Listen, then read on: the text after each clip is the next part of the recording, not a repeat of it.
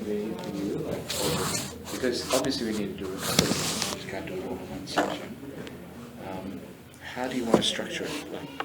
Because you've usually got youth responsibilities on Friday night, haven't you? This is normally when you'd be running a meeting. So I wasn't sure if I was turning up to the whole group or just the leaders. Yeah. We rescheduled our Bible study, which is one of Bibles, 2 to 5. So we can have this at 7. Yeah. We prefer not to have it on Saturday. Yep. I think. So we have a rest, and then Sundays, like full on. Yeah. Yeah. So really Friday's the only time to do it. And did the rescheduling, does that create problems? No, Which one? it's probably This one? better. No, it doesn't cause problems. Doesn't cause problems? Okay. If we would do something like 4 sessions, would that be too much, or is that okay? For one day. No, 4 sessions. It can be every fortnight, every month or something. Yeah. But obviously, if you really want to develop and train for leadership, you can't do it all just in a Yeah. 1 hour session. It's not going to work. Mm. So I can do it as regular as you want or as spaced out as you want. But because I don't lead this group, I need you to tell me what's going to work. So tell me what's going to work. Fortnight? Yeah, what do you guys think? I think we can start off with fortnight. Fortnight? And it's really it's up to us, right? We're a small group, so there's us 3 and John and Fran, if she wants to join us. Just us, like. Yeah. And if we want to, like, space it out, or we can change, what, make it weekly or make it monthly, whatever we're up to. Okay. Or can we even just, like, text throughout the week?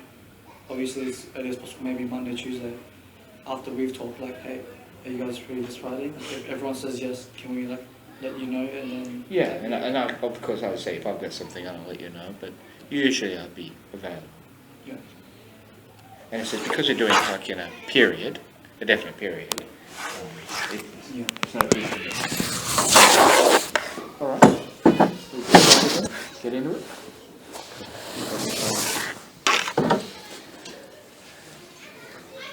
Father, I ask that your Holy Spirit would come and give us a clear understanding of the reality of what it is to lead and to develop others, to be a servant of all, and to be someone who is not only a servant of God but a servant of people, but to lead with conviction, to lead with confidence, to lead with competency. Father, I pray that you will open up our minds and hearts to understand, and that these 3 young adults will be able to even use their mind and heart to expand on what they're taught here, to give them the wisdom to practice it and to make good choices and to develop their skills so that they might be work people who are approved by you, able to guide and lead others, to train and develop them so that your kingdom is advanced. We ask for your help in Jesus' name. Amen. Okay. Well, I prepared something because one of the things that I have always found is important if you're going to be a leader is to be well organised.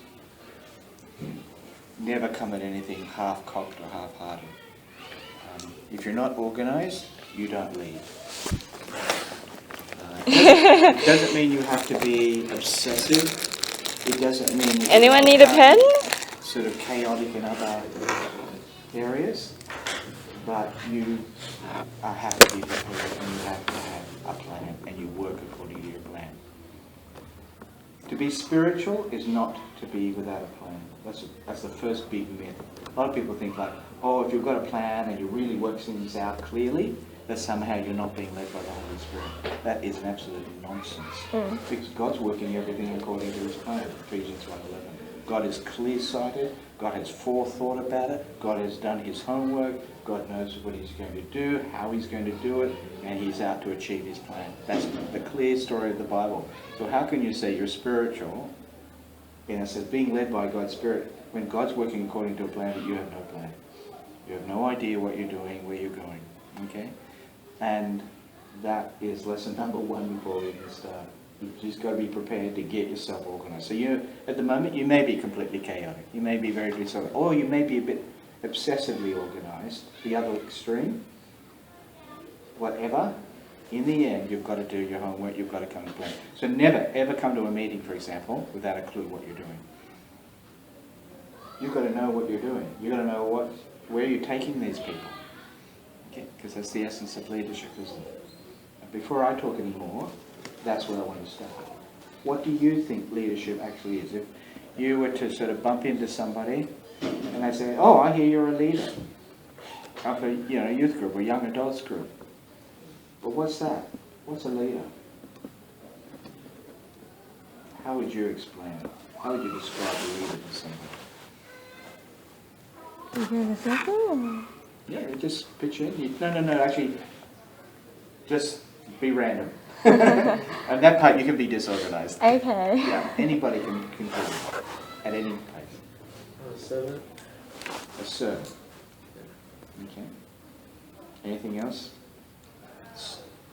Because there's lots of servants who aren't leaders, so that wouldn't define a leader, would it? You're right. I mean, it's a very biblical concept.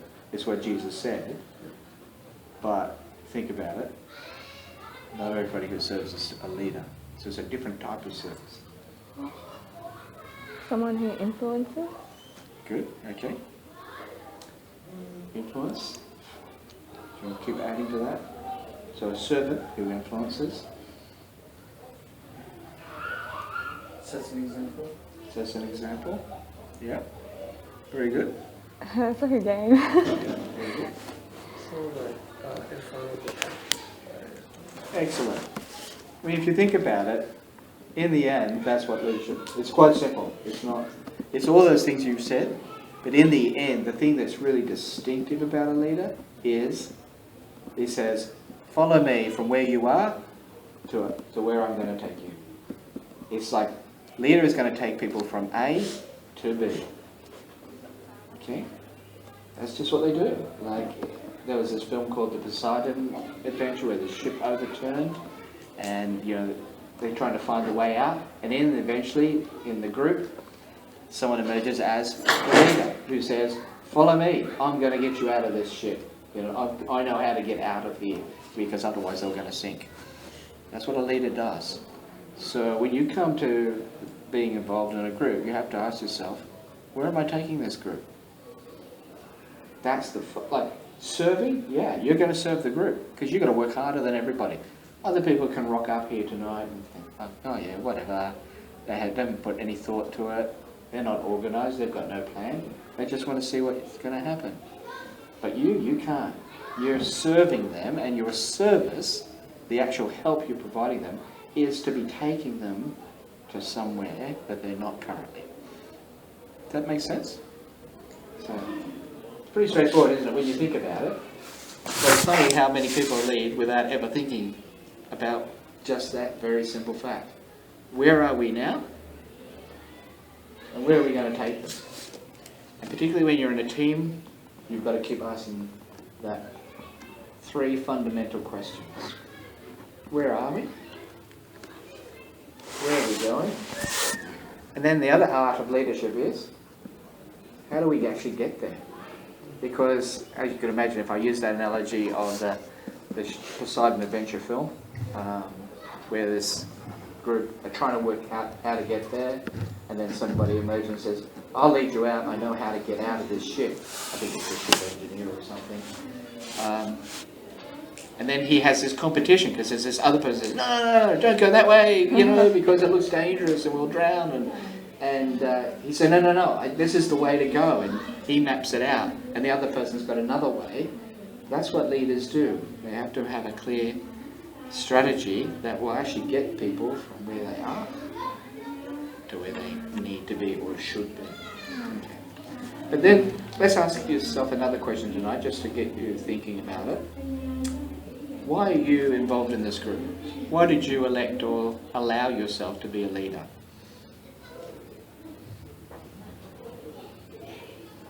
Just throw it out, or? Pippa? Is this like... These are real questions, they're not rhetorical questions. Yeah, Yeah. okay. Yeah, answer the question. Why are you here? Why are you doing this? Because I love it. Because you love it. Okay. Feel responsibility. Okay. How about you? Why are you doing this? Calling. You are calling? Okay. Remind yourself of that answer, because there'll be sometimes you'll ask yourself, why am I doing this? Why the heck should I do this? Put up all this nonsense, or all this disappointment, or I do all this extra and nobody ever says, oh, thank you heaps for what you're doing. I really, really appreciate it. Leaders often have to ask themselves why they're doing it, because motivation has to be very strong in order to keep doing it. If you're going to influence others, or inspire them, or motivate them to move from A to B, you have to be motivated. And sometimes you've got to be motivated when nobody else is going to motivate you. You know what I mean? Like, nobody else is going to get behind you and really encourage you.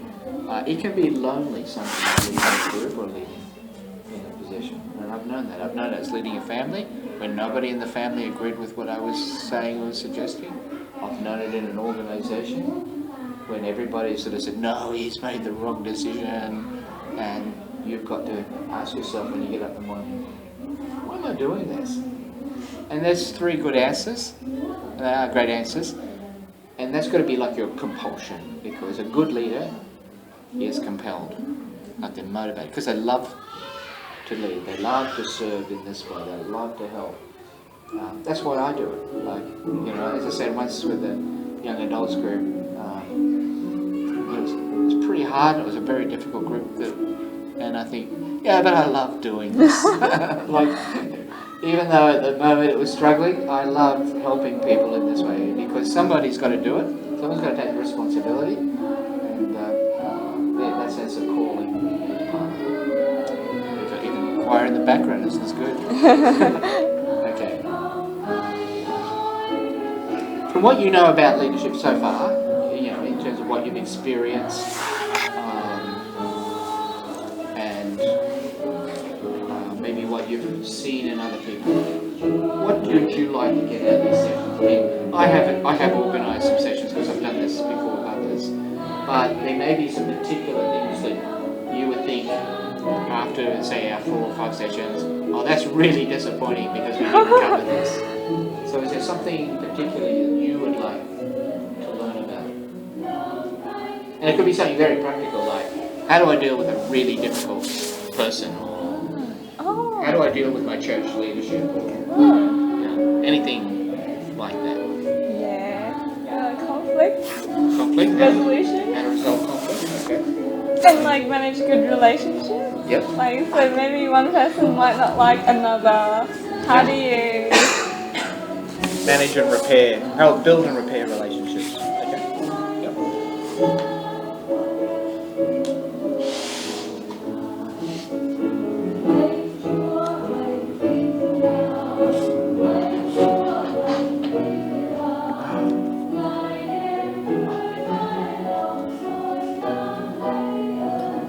Any other ideas? More on what you just said, which was how you said you felt lonely in leadership, it's like in your family, your community, whatever it is, context. Yeah, to get through that. Thank you. Yep. So how to deal with the loneliness of leadership, and particularly when sometimes you just have to wear the responsibility for a decision that some people might not support too, that can make you lonely. Or you're committed. Like, I mean, there are times when I've been leading the group, I've done all the prep, lots of study, even thought of, you know, the social activities for another time, and I'm there and everybody's gone and I'm packing up the chairs, I'm washing the dishes, I'm, you know, cleaning the carpet, thinking like, nobody thought to even help me, nobody. And so those times you feel frustrated, you can feel angry, you can feel disillusioned, because you think after all that effort that you put in, even maybe over months, you're still the guy who does the most basic, or the girl who does the most basic stuff. Yeah, so we can cover that, how to deal with the loneliness. So it doesn't lead particularly to disillusionment. You never want to lose your mojo or your motivation. Anything else? I mean, some things might occur as we go, so I don't expect you to have it all tonight. Discipleship. How to disciple? Is that what you mean? Okay.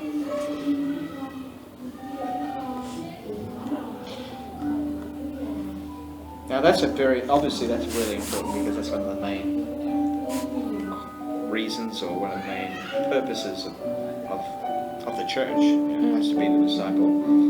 One thing we should remember though, that as a leader doesn't mean you have to do everything. It doesn't mean you have to do all the relationship repairing or you have to do all the discipling. Often as a leader you're developing and training up others who may be more skillful than you are at that, you see. So can be a danger sometimes when you're in a leadership role that everybody else thinks, oh, you're the do-all, you're like the Campbell Newman of your church, can't do everything. But you're not. That's not your calling. Often what your calling is to be able to, in a sense, develop people who can. And so you're, in a sense, establishing those servants or services, even though you may not personally do it. I'll give you an example.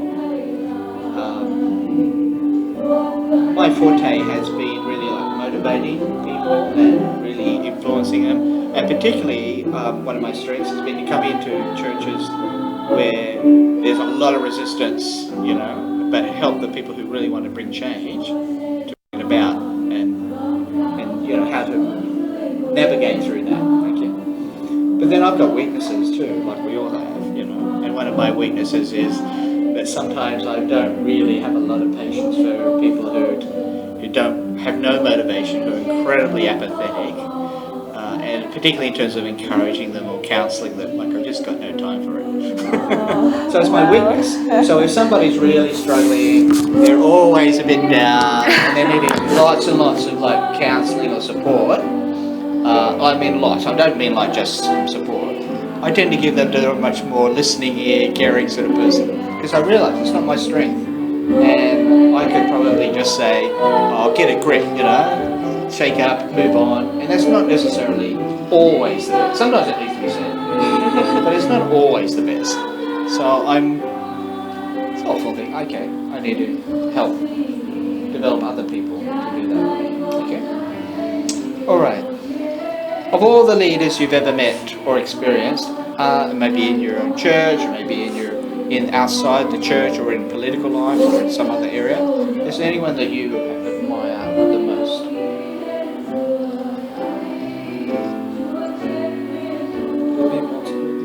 Sorry? One person who sort of stands out. I mean, you might have a number, but one of them who stands out to you.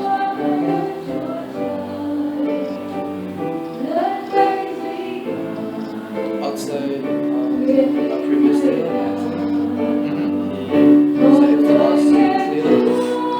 So because she's singing down my ear, you'll need to speak up a little bit Yes, later. he was our previous youth leader. Yeah. Do you want to know more about him? Yeah. Well, I'd actually know who and why. Why is it that you've admired them as a leader? So for who, I guess, so he moved up to Gold Coast to study medicine, and he's going to Liberty Church. Serving there as well. As to why, there's a lot. Like my other mention, actually, I'm comparing him to those who have listened to podcasts. Yeah. So honestly, I'm comparing him to kind of like Matt Chandler, Mark Driscoll, Tim Keller. Mm-hmm. And obviously I pick him because I know him personally. He's young. He's only 2 years older than me. Mm-hmm. So he's young. And I think he's a good role model for a person so young. So that, in a sense, I'm saying for someone who doesn't have, as much experience or knowledge, he seeks that greatly, I believe, and he works hard to do so. Being a young person, that's not something that you see often nowadays. So someone who works hard, and so he's kind of, well, at least the way he portrays it, that's why. And he says it all the time. Obviously he's a sinner as well, but the way that he portrays it to us, he's humble. He works hard to seek. And what he does not know, he seeks to know. He's smart, he's intelligent. He's hardworking, intelligent. So is it this quality that he keeps trying to grow and develop? Is that what you're trying to say stands out to you, or is it something else? Like, what is it, that quality about him that you think, yeah, that's why I really admire him? Yeah. I'm not sure this was a question, but like for the past couple of months, I mean, like one of the things that kind of like God's trying to teach me, I guess, or the things I'm looking through is like doing ministry. Like what's the correct, there's heaps of different theologies and people have different perspectives, like Christians. Yeah. Talking about Christians, everyone's got their own kind of way to run church, to do ministry, to disciple, whatever. Yeah. And so that's kind of what he does that attracts me. So, so he agrees with like how Tim Keller runs church, and things like that. And I'm kind of on the same page. So it's kind of like biased, like, yeah, I feel like that's how we should do it as well, compared to like different perspectives. Mm-hmm.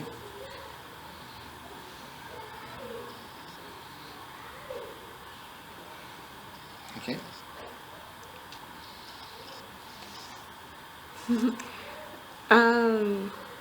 My role model would be Yim, because she's close. Yim, is it? Yeah, Jim. How do you spell that? Diem, Diem. Yeah, yep. Yeah, you know it, right? And possibly. Well, she's a person I can think of at the top of my head right now. Mm-hmm. Probably because, true. One thing I really love about her is her character. Mm-hmm. So she has good knowledge of the Bible. And yeah, she's very spiritual. Like, I really like how she's very disciplined. So she'll pray, she'll read the Bible. She's developed those characteristics and those habits over a long time. And yeah, I just like how strong and steady that is, like, in her life. Mm-hmm. Yeah. Okay.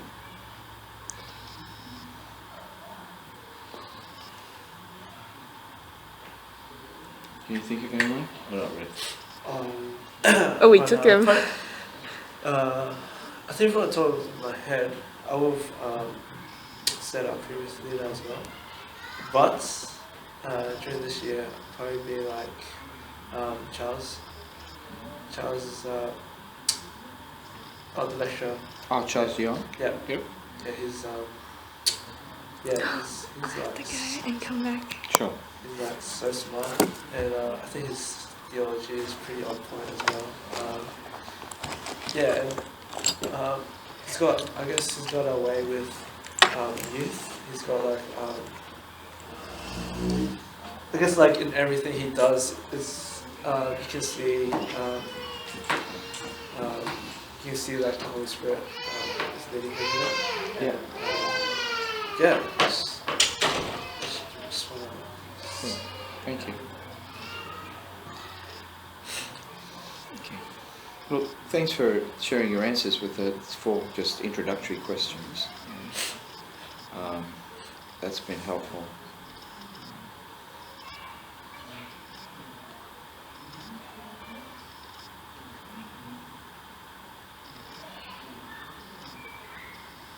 It just gives me a bit of an idea as to what's important to you, and what sort of motivates you.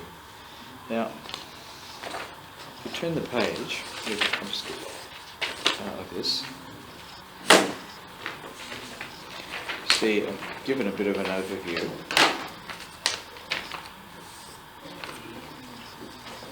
Of what I've said is 6 qualities for Christian leadership. Now, I'm not saying they're the only qualities. I'm not saying you couldn't put it in another way, but these are 6 things that I've learned over a long period of time as I've studied others and gained experience of having to lead myself. The first one I've said is clarity, which we're just going to deal with tonight. You've got to be clear thinking and clear seeing. If we said that leadership basically is taking people from where they are to where they should or could be, then, and knowing how to get there, you've got to be able to see all that clearly. You've got to be able to see clearly where people are at. Where's your group at the present time? Not pretend, not imagine, not have a really good understanding where they're at. It's no good going around there and telling them, oh, we've got a great group, it's wonderful. And it's because you don't really know them, but when you hang out with them, you find out, no, they're all full of like bitterness, or they're all, divided, or lots of tension or conflict, or really immature, That's the reality. And leadership is never trying to pretend it's something else. Even you'll see big church leaders, will often go on rave about how wonderful their church is, fantastic. But sometimes they're living in a state of denial because actually the church is starting to fall apart. Classic example is Mark Driscoll. He wasn't dealing with where his church was really at, that there was deep unrest, deep dissatisfaction with his style of leadership, and he was in denial. And people on the leadership team weren't helping him either. They created him, and they didn't help him because they weren't telling him the truth. Where we're really at is we're actually quite divided as a church. People are incredibly unhappy, and this whole thing's about to implode. And it did. Think about it. It really imploded, and that's happened lots of times because leaders have lost sight of. They're not seeing clearly. They're not doing reality checks on where you are actually.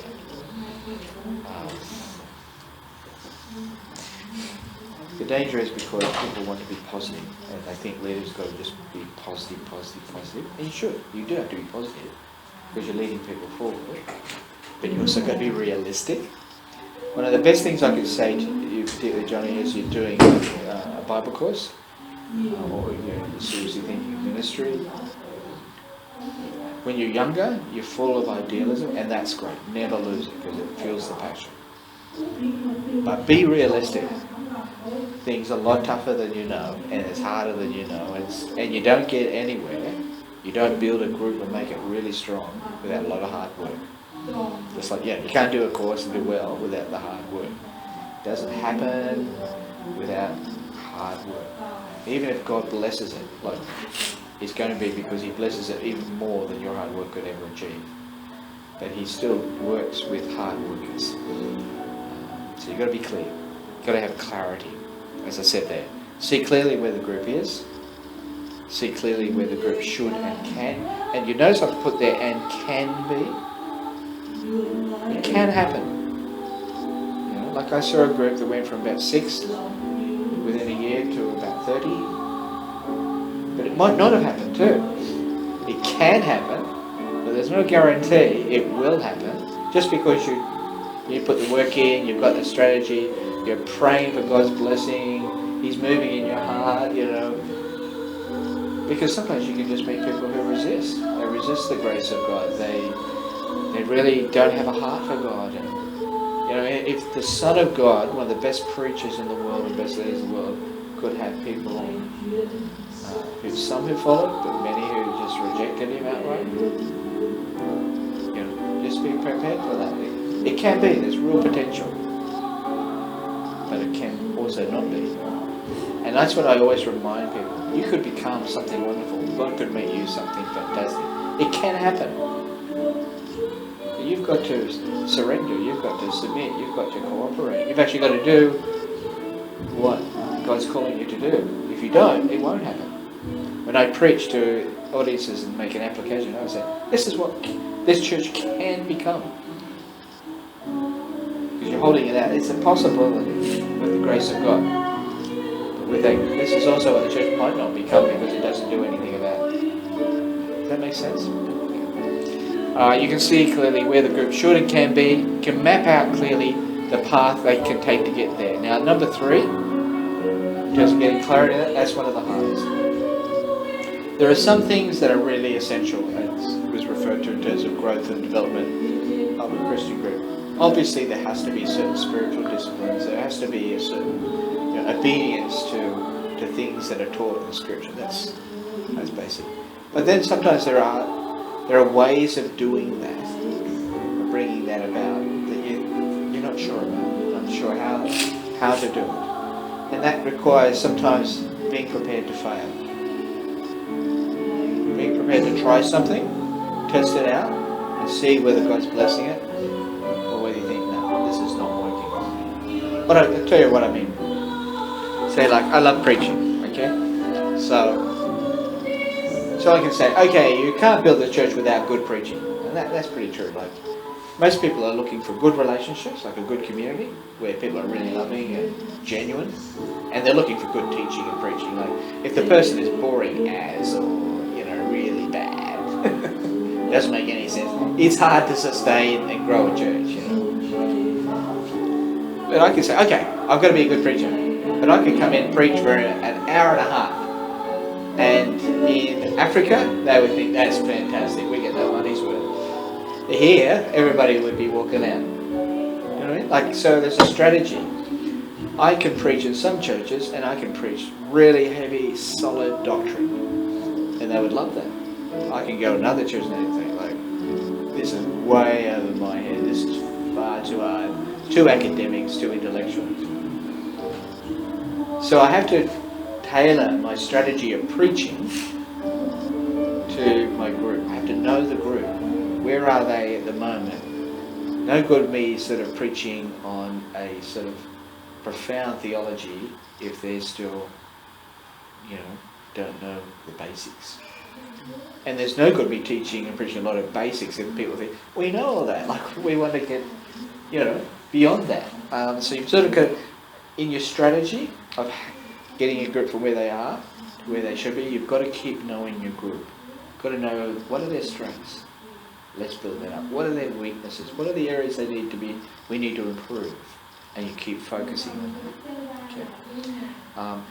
And you keep honing or shaping your strategies according to what are things that are important to God, according to what the needs of your people are. So let me give you another example. Like, say you're like a doctor.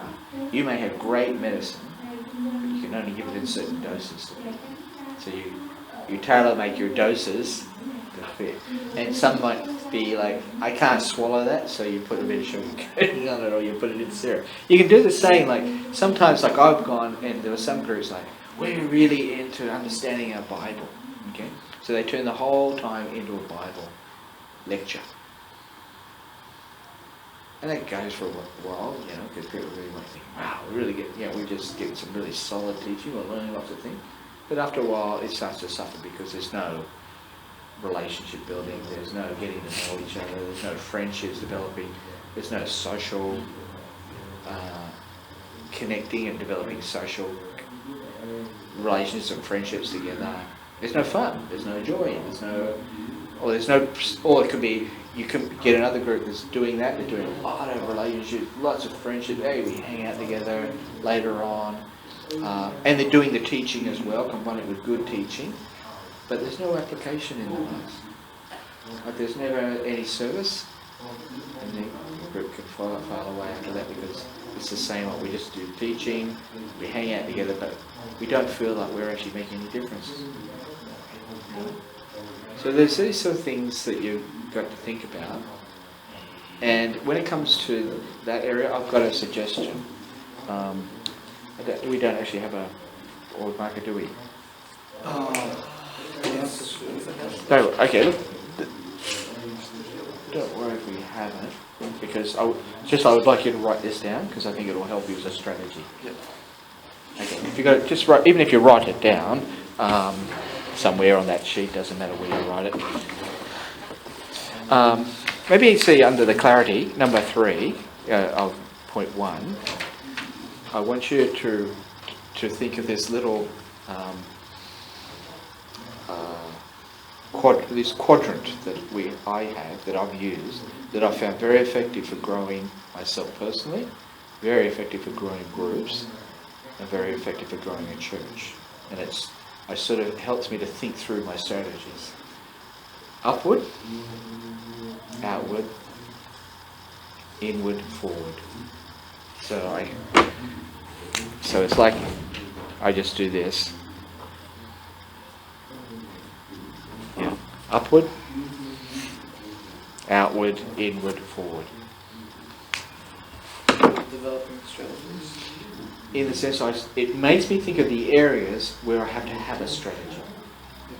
Okay, does that make sense? It makes you think of where are the areas where I have to have some strategy in place if I'm really going to grow a group. I'll give you an example why this is so important, particularly in Christian leadership. Your group and you and your group have to grow upwardly, don't you? You have to be, in a sense, more and more looking to God, more and more focused on God, more and more a sense of, God is in my life. I'm an upward looking person. Like, I'm not just thinking about God later, or we're not just doing a prayer. Because, see, if you're not thinking like, am I developing the group upwardly? What it begins to make you think about is, when we come together, do we have a sense of God? Is there a sense of God is in this place? This is awesome.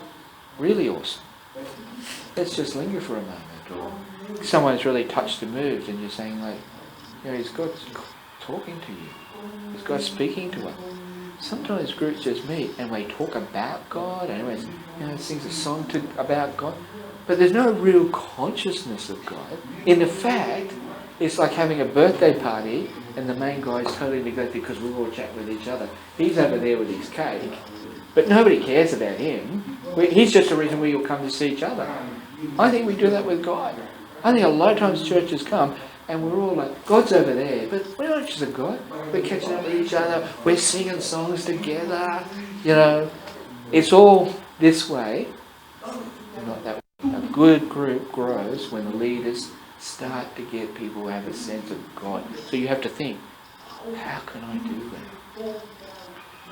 How can I bring about that greater sense and awareness of God? It can be done in 1,000 little ways, you see. But the more you're thinking about that, the more you'll develop strategies. So I used to do things like even emphasize, guys, do we realize God's here tonight?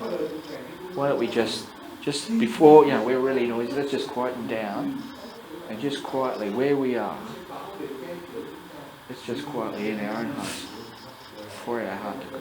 Just why don't you do that right now? Or someone says something and you think that's quite profound and moving. Let's just thank God. Let's celebrate the greatness of God with a song or with a prayer. Like do it like you're breaking up your meeting together, because you're continually just reminding people, God's in this room, guys. It's just to talk about Him. Let's talk to Him. And the more you can help people to feel that's natural, that's normal, you're developing the confidence. The sad thing, most people will say they can be in church or youth group and they feel like, I've just got no time for God. I really should have spent time with God. And there is a sense when you can't be thinking about God all the time. But the more you can make it a more natural thing to refer to God or be aware of God, the better. Particularly because He's invisible. And it's not easy to relate to an invisible spirit. See, I'm forced to acknowledge your presence because I physically can see you. It's very easy to forget about the presence of God because you don't see Him. Does that all make sense? Outwards, it's great, particularly for yourself and a group, to remind yourself, you're here for the people who are not here. Ultimately, you're being trained and developed. Why? To be more influential to the people who are not actually in your group.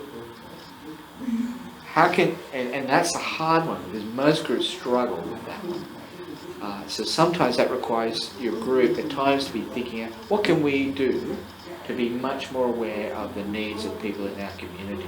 It may mean that as a group you sometimes develop that during your holidays or during the summer break, we're going to do something for the local community. Like we're going to go down and volunteer for something. It's always good to develop a bit of an outward-looking component to your group. Or it could be, we're going to work doubly hard to try and bring in, and then make feel very much a part of their group, people who don't normally go to church. So we're going to stop talking about, like even when we talk about the Bible, we're going to make sure that anybody who's visiting us tonight would feel really okay about being amongst so many Christians and not threatened. So if you get some guy who goes on a lot about some really, deep theological thought, or you just say, okay, maybe we'll talk about that later. because you don't want anybody who's not conversant with any of that or not familiar with it to feel uncomfortable. And actually, so that I've done that in two ways. One, this outward focus is we ask people from time to time, so we might have a session where, how are you living your faith out in your workplace or your school? You know, have you had opportunities to share, or is there anybody you'd like us to pray for tonight? And you might do that on a cycle basis. Just a reminder, say we want to be aware of what you're doing outside the group. Secondly, as I said, let's try and make it more comfortable for people who are not Christians yet, and for others who we want to bring in, that they don't feel like they're odd because they're not familiar with what you normally do. So you have to continually be conscious of that. So even when I say we used to pray, I would say, now some of you may not be Christian, so you might just share what you want someone else to pray for you. Or if we're discussing it, you might say, look, not everyone here is a Christian, so you might want to share a thought that's quite different to what's being shared. That's perfectly fine. And they mustn't be held down, you know, they must be saying, thank you so much for sharing your opinion.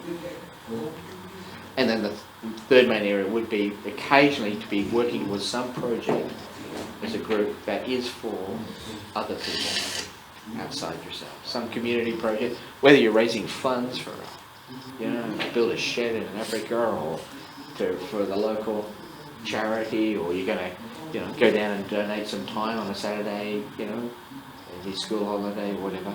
It's just, people are going to stop thinking about themselves, because the great danger of every church is we just live in our cocoon, in our little bubble, and we're not really worried about the people who are not here, and that's what we should be. So that's the outward focus. Very important. Okay. Yeah, go ahead. Like so, upward, and forward. Is this or like prioritize all that? Right? No, all four are important. Yeah. Now, every group will be strong in, like what we used to do as leaders, we would used to evaluate every 6 months. We'd meet together. We were regularly meeting once every month or 2 months, but the 6 months we would meet together and say, let's do an evaluation. And we actually put a survey out for the whole group and said, upwardsly, do you feel you're getting closer to God through this group?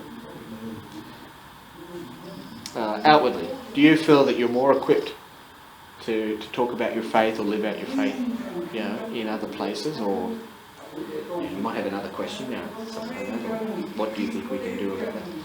Thirdly, inwardly. Now that's not about inwardly into yourself, that's about inwardly with the group. Do you feel we're actually becoming better friends, or do you feel quite lonely in the group? Because see, sometimes people come in the group and think, gee, all you guys are tight. But I don't think, if I was in crisis, I don't think any of you would ever ask. You know what I mean? Or I wouldn't open. So you're wanting to make sure that there's genuine friendships, that you really care about each other. So again, there's things that can be done in terms of how often do we ask? Allow people to say, how are you really going? You know, is there needs we could pray for or support? Or if somebody's really not well or going through a tough time, that the whole group's aware of it. You know, they're visited in hospital. Right? It's just a tragedy sometimes that people can be sick in hospital and no one from the church visits them other than the pastor or people expect to visit. You know what I mean? What I loved about the group, they began to be the visitors, even though the young adults group. They were visiting elderly people, middle-aged people in hospital, when even their own friends were, because they were making themselves a friend, like the Good Samaritan. And then the fourth one, forward, that's about really thinking about, okay, we're the young adult leaders now, but who's going to be the young adult leaders when we're no longer the young adult leaders? Who are we developing to lead worship? Who are we developing to lead groups? Who's good at teaching? Who's good at serving? Who's good at caring? Who's good at counselling? You know, who are we developing and allowing to use these gifts in our group? And see, the more you get that outward, upward, you'll realise they're the areas in which gifts develop. Someone's really good at inspiring people to be more spiritual, more thinking about God. Someone's really much more a bit of an evangelist, great at sort of bringing in people or more social consciousness. Someone else is much good at, in terms of really networking, building friendships. And someone else is a really good teacher, trainer. So the forward is always thinking forward. And in church life, think now. Be ready to replace yourself now. Because it takes a long time to raise people, you know what I mean? And be ready for disappointment, that you could invest a lot of time and then somebody drops out. I found that sometimes the guy I thought was going to be a great leader wasn't, and the guy I didn't. But because you're looking out, I saw this other guy, and he was so quiet, but in the end, through encouragement, he became really strong. And the other more charismatic guy, he ended up just fizzling. Oh, g'day, you're back. Okay. Just to bring you up to speed, we're on the second page. Okay. And look, don't worry too much. Like the aim tonight is not to go through everything here. It's more to just get them thinking. You can go through that at your leisure because it's sort of self-contained a bit. So even if we only cover one page, you can look at it and it'll make sense as you look at it. Because what we're talking about now actually is introductory to all that. Clarity. I've mentioned here 6 qualities that I think, and this is my personal view, are really important for Christian leadership. But of course, everybody can have their own, and I'm not saying that's exhaustive or the most essential, but they're pretty essential. Okay? Clarity is about, I want to put there, an emerging leader can, 1, see clearly where the group is. Sorry, you're on the wrong page. That one. Okay. Can see clearly where the group is. So that's like a good reality check. Be very honest. Actually, one of the most valuable guys I used to have in my group was the guy, we'd be all saying, oh, we're doing really well, and we're going really great, aren't we doing well? And he'd say, yeah, but we've not brought one person to Christ in the last 3 years, have we? And you think like, oh, it's so negative. No, it's true. It's true. Yeah. He made us face the reality that we would just pat ourselves on the back, but actually no new people were coming into the group. Yeah. Because there was no outward. 2, see clearly where the group should and can be, and I'd underline can be, because it won't happen unless people work towards it. If there's no working towards it, it won't happen. It could be, it can be, by the grace of God, but it doesn't mean it will be. 3, and can map out clearly the path they can take to get there. You have to have strategies. If you've got no strategies, then you don't know how to get people to that place. And I've found that's the really good thing about leaders. I mean, leaders know how to get people there, but it's the most hard part of being a leader, because you can sit around a group and everyone's got these great ideas. It used to frustrate me no end, because I had a very evangelistic sort of heart when I started as a Christian. And I'd go to the church meetings, and they put me on the evangelism committee, and I'd go there and they'd say like, oh, we should do this, and we should do that, and we should, have some crusade in the local hall, and we should go out, doing all door to door. And everyone's had great ideas. When I'd write them all down, I'm thinking like, there's about 20 things here to do. It's impossible for us to do all that. 2, who's doing it? I was left with me. 3, are they really effective? Like some could be a lot of time with little result. Like I used to door knock for about 3 or 4 years, and I think I brought no one into the church after 3 years of door knocking. Nah. But I was so enthusiastic and committed to this strategy, you know what I mean, that I never evaluated it. And then I needed a reality check where someone said, but does it make any difference? Does anyone come? I say, no. I did have lots of conversation, don't get me wrong. I shared the gospel with heaps of people. But in the end, I'm a complete stranger to these people. And they're thinking like, I don't know who you are. And sure, I hear that you have got a strong faith in Jesus Christ, but I'm not ready to open up to you or go along with you to some group of people I've never met in my life. So it was not an effective strategy.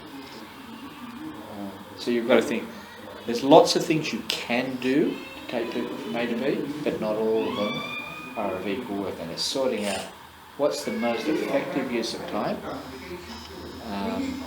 and what's the most effective use of resources to move people in that direction. Now, what I then suggested is I've got a little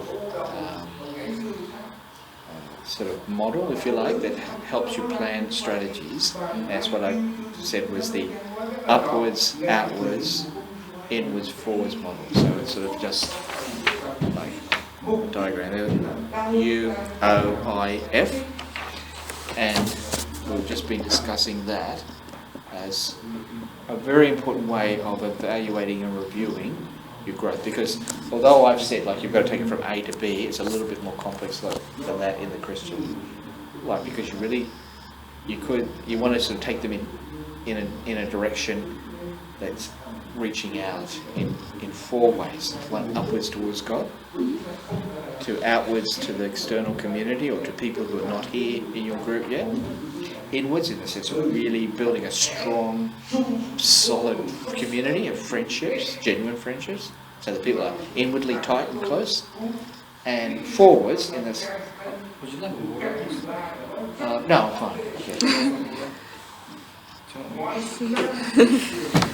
Forward in that you're thinking about the next generation, because you're not always going to be the leader. Yeah. So there'd be nothing worse than you were great leaders, really built the group up, and then you leave, Yeah. and the group just collapses. And that's, see, can you see again, like, we were just talking about the Mark Driscoll thing. Just this simple model would have helped in the sense of there was no reality check, there was no, where are we really, are we inwardly really tight? No, it was a very divided church, that's why it imploded. There was no real forward planning, like what was the church going to be after Mark Driscoll? It was so dependent on Mark Driscoll that and that's the danger of a really charismatic leader. You think our church is really growing, or our group's growing, because we've got this really wonderful dynamic leader. But the problem is, once that dynamic leader goes, the whole group just dissipates, because it's dependent on him. Not really. They're not coming because God's here and I'm meeting God. They're coming because this guy or this girl is fun and really charismatic. So you should be charismatic. Don't get me wrong. You've got to be a bit dynamic as a leader. You can't be boring. Okay? So one thing for sure, none of you should be boring. You have to have some character. You have to have a bit of personality. Because you're trying to inspire people. You know? So they've got to look like, wow, you're enthusiastic, so I'll listen to you. But in the end, you're enthusiastic about God, and you're always sort of getting them to be aware God's here, and God must be the attraction. God must be the motivator. You're inspired by God. Then people will rise up and you'll form new leaders. And people are not coming because of a particular group or leaders or particular persons. It's not a personality cult. Yeah. So I was saying that what we did now in some of the other groups is every 6 months we would evaluate. Have we moved upwards towards God? Are we more aware of God? Are we more outward focused? Like, are we equipping our group to be more confident in sharing their faith? Are they actually doing it? Do we actually do anything for our community? Outside our own group?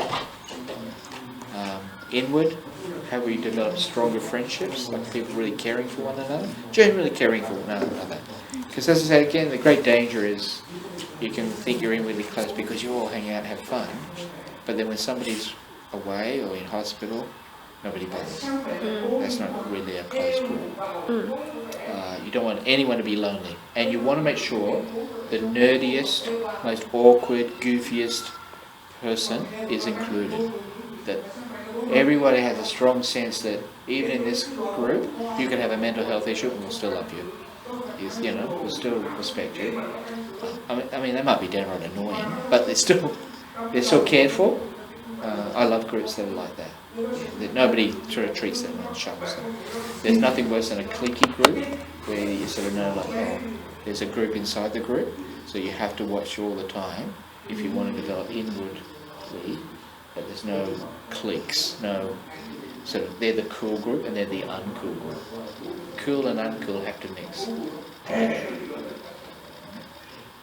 And then as I said before, is continually thinking like, who are we developing? And if you use this model even for that, you can be thinking, who are the people in our group who are really reminding us of being more spiritual, more focused on God, who are good at like leading some worship or inspiring us to think of God, more prayerful, who are the more evangelistic or outward social conscious of people, who are the friendship network builders, and you encourage the people to develop those gifts, because you always need a bit of those four. Does that all make sense? Okay. So it's a bit like to take in, but just keep that model in your head. If you go away with nothing else tonight, but just remember that, you'll find it a very effective tool, because you just keep asking, what can we do to develop ourselves more outwardly? What can we do to go more outwardly? What can we do to go forward in terms of training and development? And if you're not able, if you can't say, look, we're really not doing anything in those areas, then you're not leading people towards growth. Any questions on that? That makes sense? And it's a very simple model you can keep in your head. I've actually used it for my own personal development, so I keep asking myself those 4 questions. I've used it for a young adults group development, and I've used it for a church. I've actually built a church and developed a church along those lines. Even evaluating our worship services, do we have a sense of God when we meet, or is it just social? Are we truly a caring community, or we just chat with each other at morning tea on Sundays?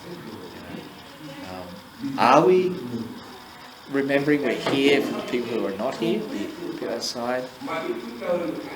Who's the next generation we're developing? And it was those sort of questions, 4 simple sort of questions. Amazing when you start to work on it, it actually happens. You actually start to do something about those things. And that's really great. Okay, just moving a bit quickly through the others, because we're not doing all that tonight. Compulsion. You've got to be driven.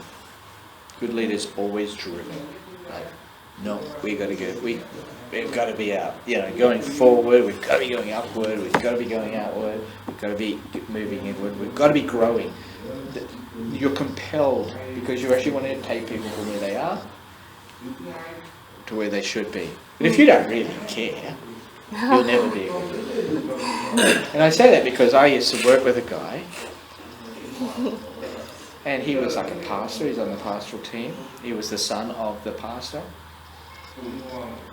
Oh, he was the most frustrating guy. Really frustrated me no end. I wanted to punch him. Yeah. And I tried to inspire him. I tried to motivate him. Try to encourage him. Oh yeah, whatever. Like, it's just no opinion on anything. No plan for anything. No ideas for anything. No strategy for anything. I think he was just happy to, come to meetings and be a nice guy. And he was a lovely guy. He was a nice guy. But he was a nothing. Mr. Nowhere Man. Going nowhere. I don't know if you met people like that. You can't, that's not a leader. And that person should have been sacked, really. Would have been the best thing we could have done. So harsh. Yeah, it's good, eh? Like, reality check. You see what I'm saying? Like, you've got to be real. You've got to say, like, what's the point of being a leader if you're not leading? Question is, how did you become a pastor? How did he become a pastor? Because he was the son of the patronism, nepotism. That's the only reason. So yeah, don't be a nowhere person. Have a real sense of God's called me to this. It's tough, but I'm compelled. Think of Paul. Paul was compelled. I'm compelled by the love of Christ. I long, like it's not just like, I don't mind helping out. So it comes out like in 1 Timothy 3, we'll study this. He who desires the office of an elder desires a noble task.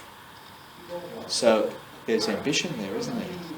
Because Paul's saying, first thing I'm looking for people who want to be elders, do you want to be? Whereas it used to be always said, like, if you say, I want to be a leader, people say, you're not humble enough. And I said, "Pooey, that's nonsense. You should have ambition." Because Paul said it. He said, he or she who desires the office desires a good thing. I'm expecting them to desire it. But if you don't desire it, if you don't have an ambition for it, you shouldn't really be in it. Character, really important. I was thinking of another word for character, which would make more sense. Because when we think about character, we're talking about sort of qualities of a person, but really talking about his consistency.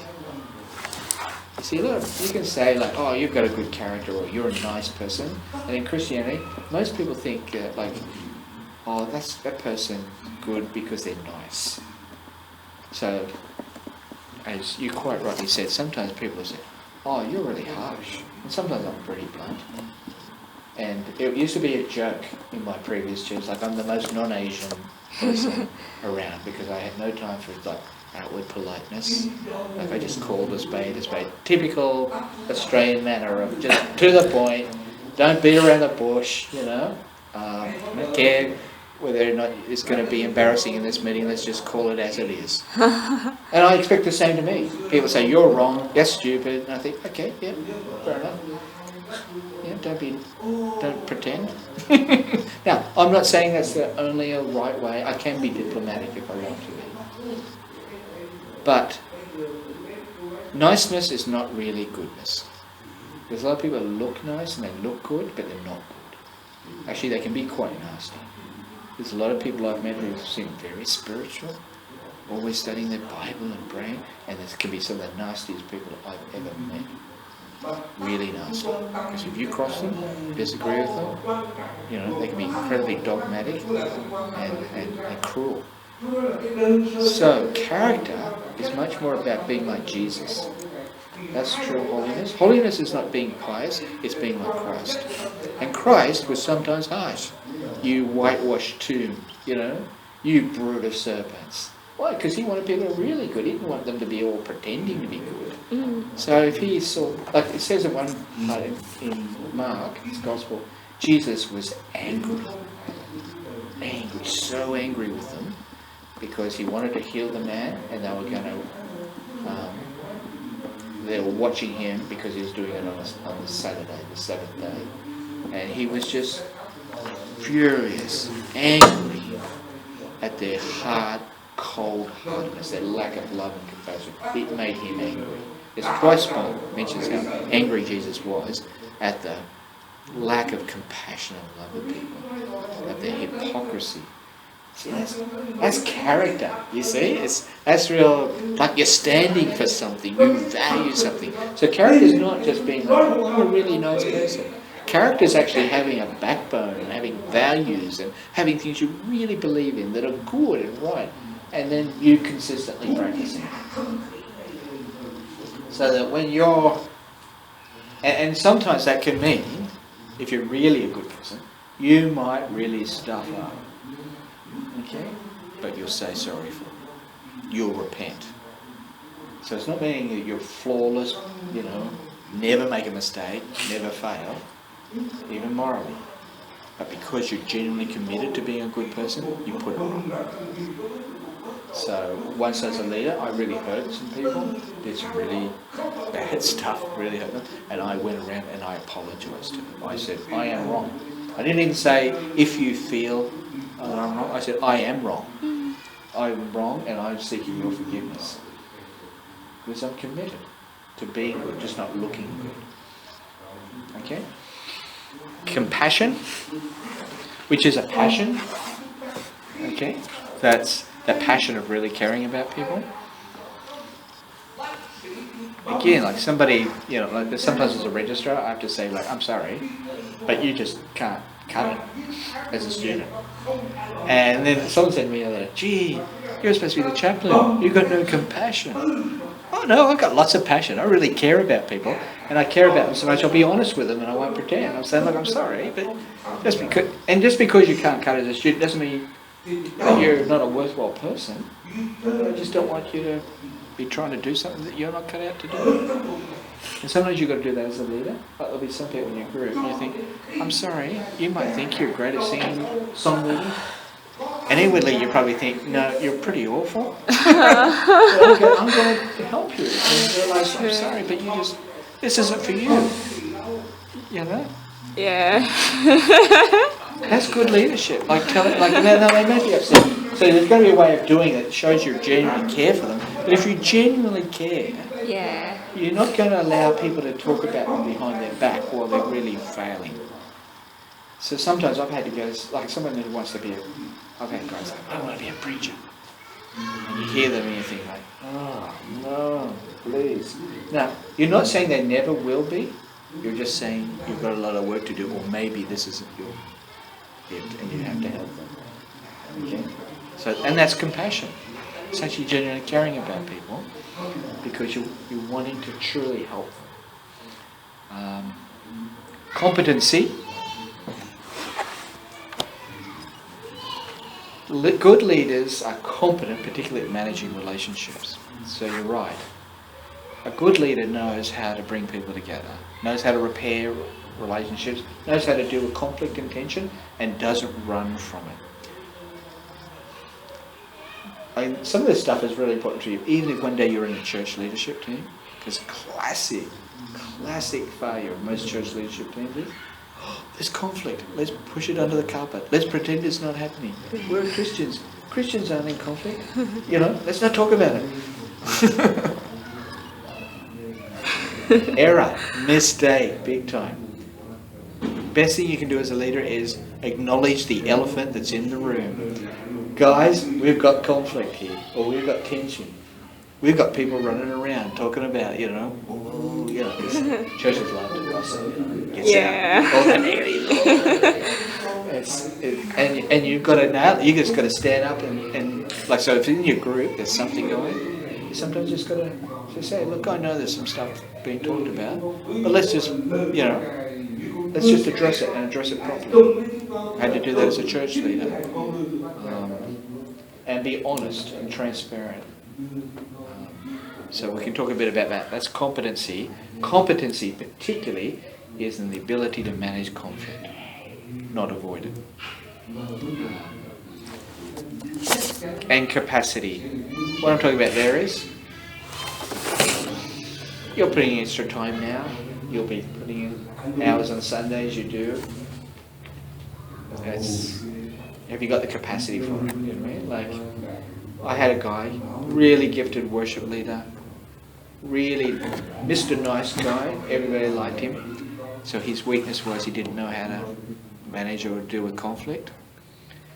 But in the end, he didn't have the capacity, he didn't have the sort of the stamina, the resilience, the stickability when the going got tough. Like, because we were trying to bring about a more diverse congregation in a Chinese church, so we were trying to, you know, get more people from India, Philippines, make it a more multi-ethnic church. And we were also, I was allowing young people to like lead the communion, lead the service, do the blessing, the benediction, you know, lead the groups. And the older people were like, they're not ordained pastors, they're not qualified to do these things. And so it was a bit of conflict. And negativity at times, and then there's politics going on. This poor young guy, because he's so nice, he couldn't handle it. He'd go home, he wouldn't get to sleep, and he'd be very nervous and frightened. And yeah, I'm not saying you have to, I'm doing it, this is at church level, so church level is sometimes bigger than young adult.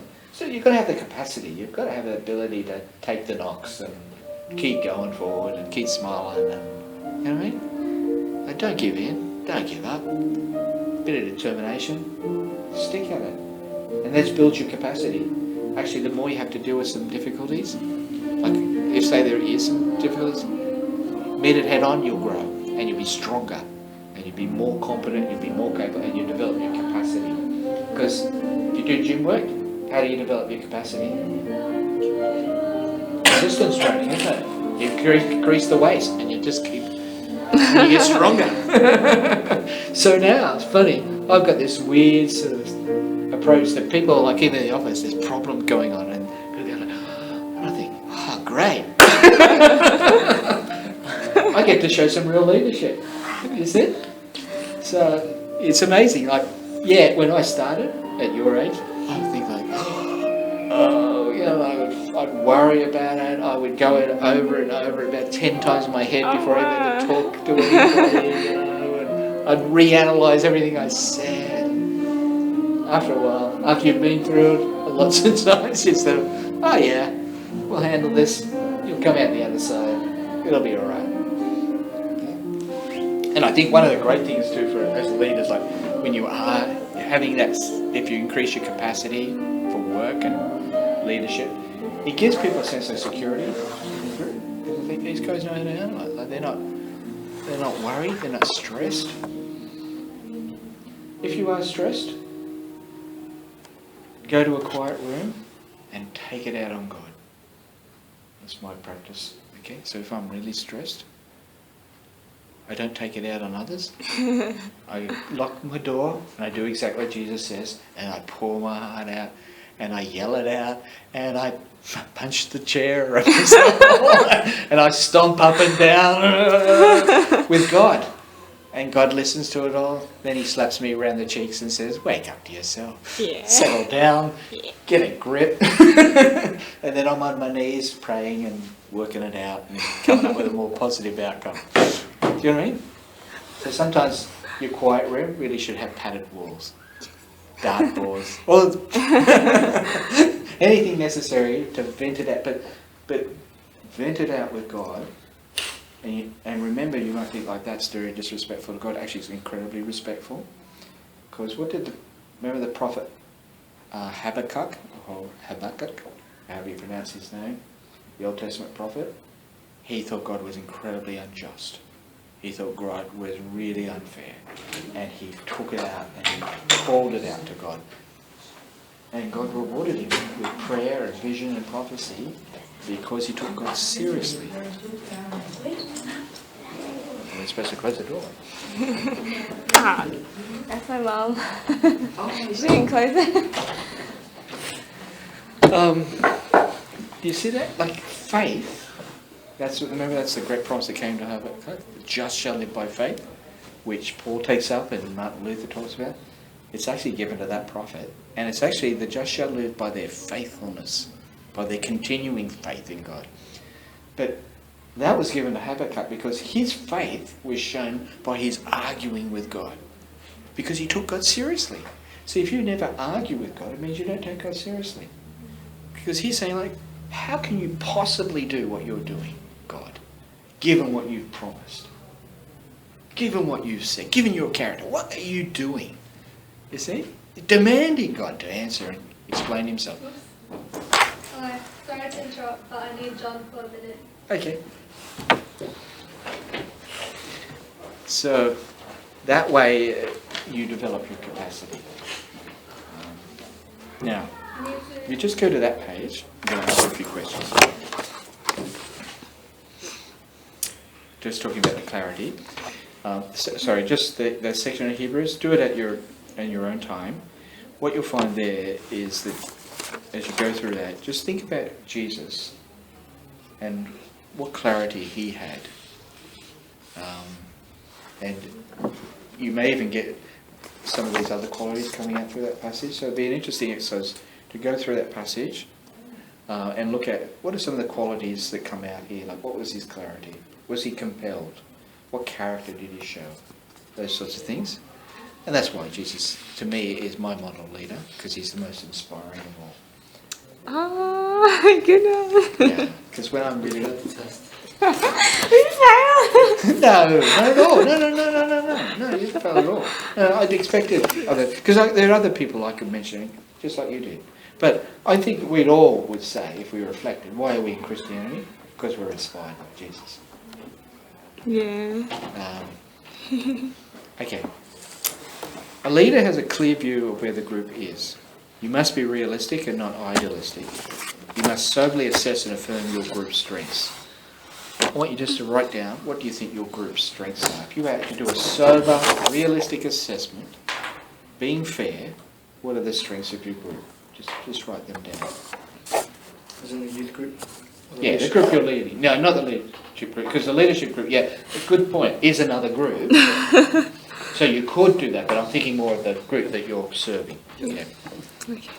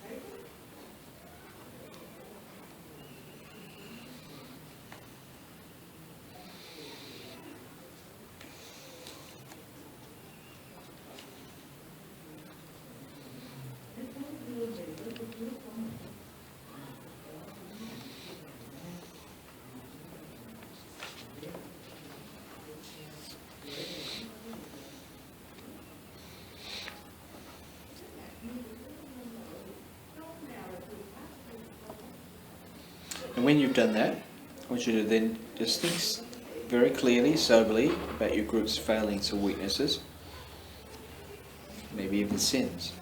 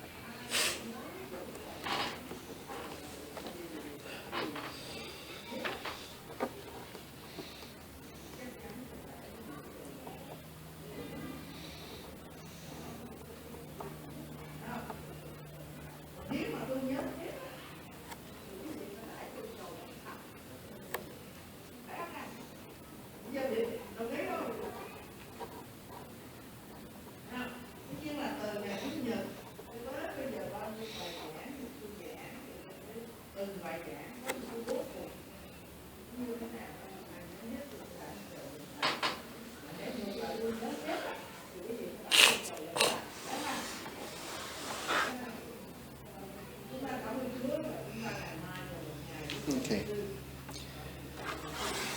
So a leader has a clear view of where the group is. You always have to keep evaluating what are the strengths and make sure you affirm those strengths. Remember Paul wrote to the church at Corinth, and you think, like, what a church. Chaotic, disorganized, disobedient. But he starts off praising them for all their giftedness, their excellence, their brilliance. Like he's just raving about them. Because no group is just bad. And even like in leaders, not every leader is just bad. They've got strengths. Even the craziest dictators had really good qualities. Yeah. I mean, I was in a church where the pastor was just really narcissistic, totally his way or the highway, he's the right way, nobody questioned. Was he a horrible man? Yeah, he was. Did he have some great qualities? Absolutely. He could be incredibly loyal to you. He was the guy who would visit you when nobody else would visit you. Of course, because he was you on his team, but he did some amazing, and not all of it was really out of evil motive, some of it was out of very good motive. People are complex. Groups are complex. Every group has really good strengths. Every group has weaknesses and sins. Your task is to be diagnosing them, looking at them. Where are the strengths? We need to keep affirming it. So, when you've identified your strengths, and you should share these together, you should then say, do we actually regularly tell the group this?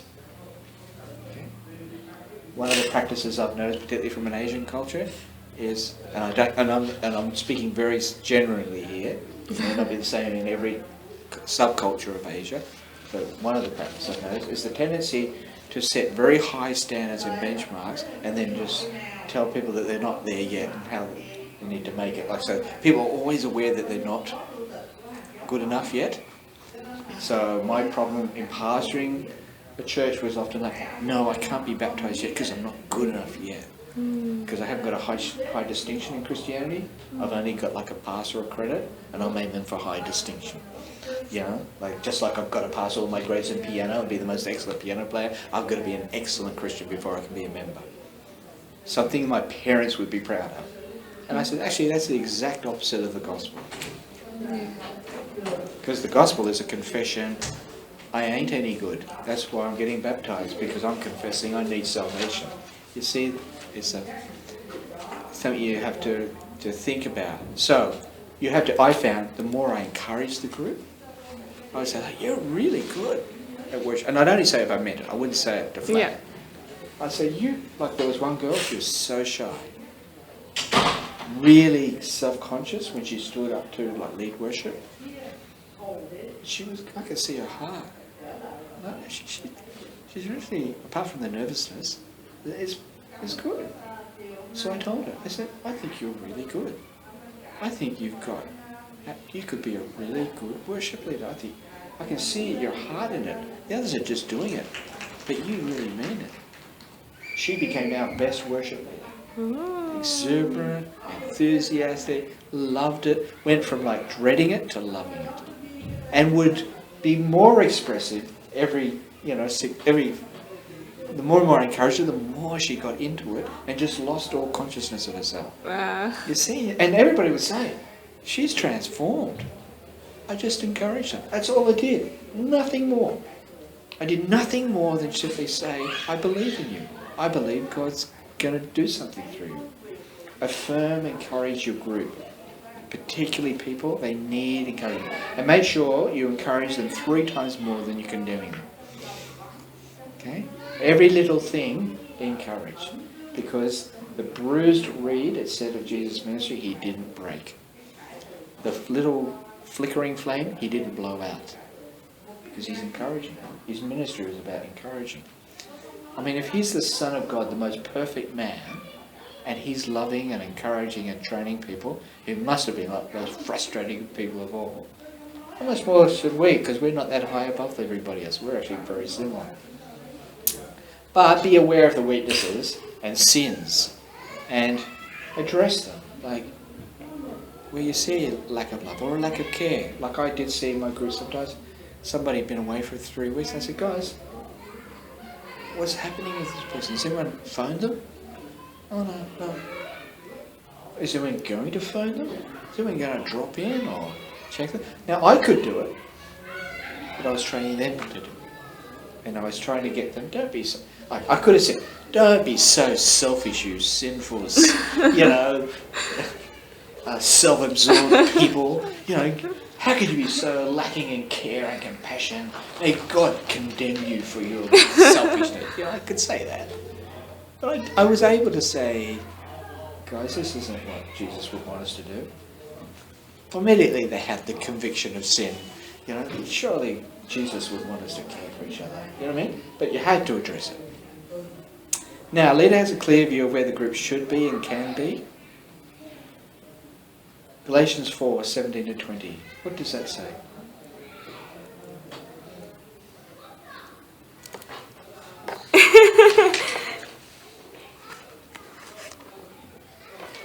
You won't find it there.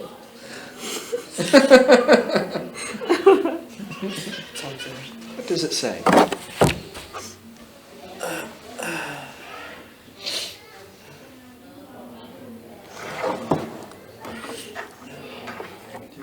Oh, you waiting for him to find it? I just looked him to get him engaged again. Have you got it, Joe? Sorry. I haven't got it? I got You it. got it? Alright. What's it say? Paper, Bible Hey, wins John, every don't give up. time. Keep going, because you can look up Ephesians 4:11-16. No. You've got what? Alright, you've got Ephesians 4. Galatians. Galatians 4:17-20. Mm-hmm. Those people are zealous to win you over, but for no good. What they want is to alienate you from us, so that you may have zeal for them. It is fine to be zealous, provided the purpose is good, and to be so always, not just when I am with you. My dear children, for whom I am again in the pains of childbirth, until Christ is formed in you. How I wish I could be with you now and change my tone, because I am perplexed about you. Good. Okay. Paul was always dealing with false shepherds, and shepherd in the Bible is a leader, which is a lovely picture of a leader. It's his shepherd. Okay. So don't think of leaders like CEOs Think of them as shepherds. They shepherd people. They move them along. And Paul was saying, I, have this longing. I desire that Christ be formed in you. I've got a clear vision of what I want for you. I want to see you all exuding and exhibiting Christ. That's what I want for you. It's very clear. And Paul's actually very consistent. You'll find the same in Ephesians 4, and you don't need to look up because of the time. But if you look at that passage, you'll say the same thing. I want you all to become mature in Christ. What does he mean by that? He says, I grow to the, and he actually uses a very difficult phrase, until you all reach the measure of the stature of the fullness of Christ. Typical Paul. Paul's English, actually his Greek, is very complex because he loves adjectives, so he actually makes it very confusing, like the stature of the fullness of Christ. Even in English, that's like, what does that mean? So if you find Paul hard to understand, join the club. We all do. And Peter even complained about Paul. Saying like, can't he just use simple Greek? Oh, really? He's actually in chapter 1 of Ephesians, from verse 3 through to 11, it's one sentence. Oh. Now we all know, in any language, particularly in English, short sentences, keep it simple. But he just goes on phrase after phrase, because he can't stop. He's like, Easy route. he's just got the gift of the gab, and he just gets excited. So he just keeps going and going. So to the measure of the stature of the fullness of Christ is, Christ is full of all that we should be. Okay? He's the full man. He's the perfect man. He's the complete man. He's the complete model of what God wants. If you want to say, what does God want? God says, look at Jesus. That's what I want. I want that for a woman. I want that for a man. Obviously, I want that sort of character.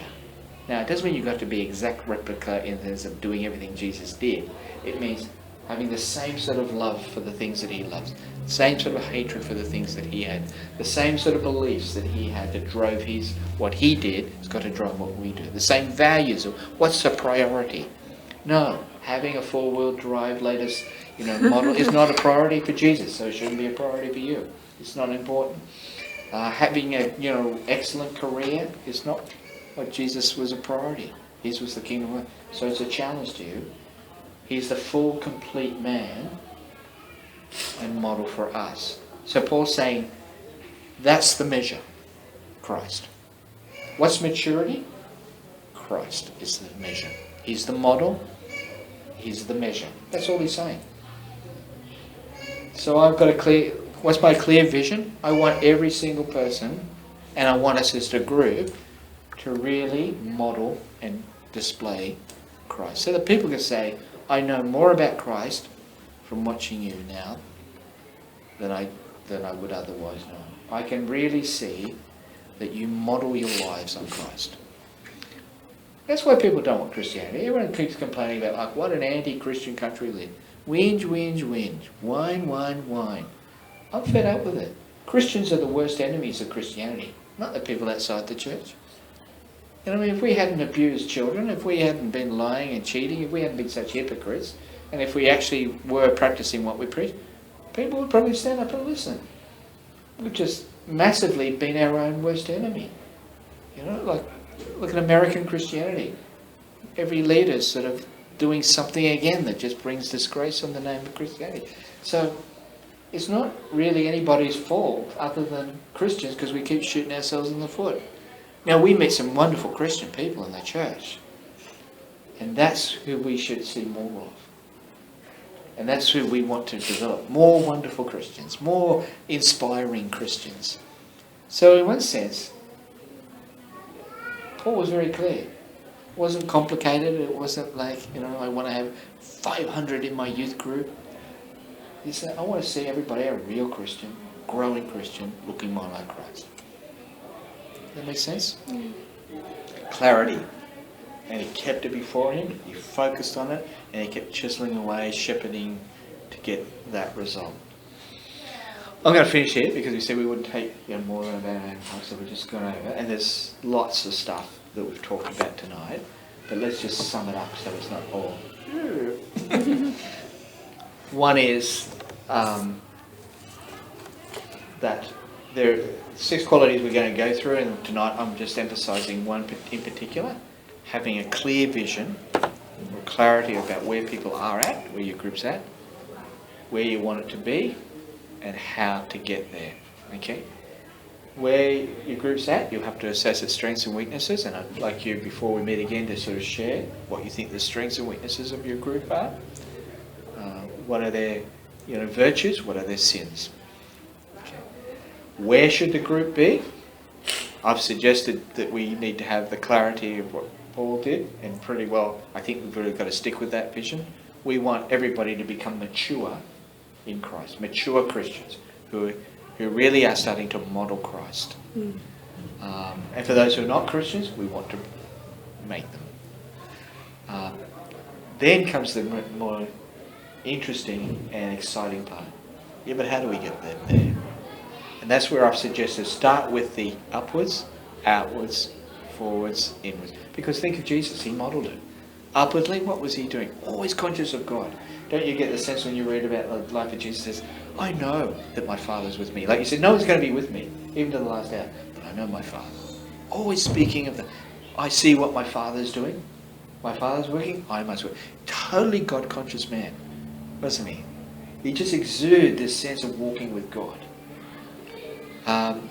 Outward, he's hanging out with people that no one else wanted to hang out with. He's always reaching out, connecting with other people. Inward, closest friend, loyal, caring for people, showing genuine love and support, building friendships even in his own team. And forward, he's training a group of 12, 40 and more disciples to take over and giving it all over to them while he's going to go to heaven. Now that's forward thinking. So he's exhibiting all those groups. Now here's the last final point.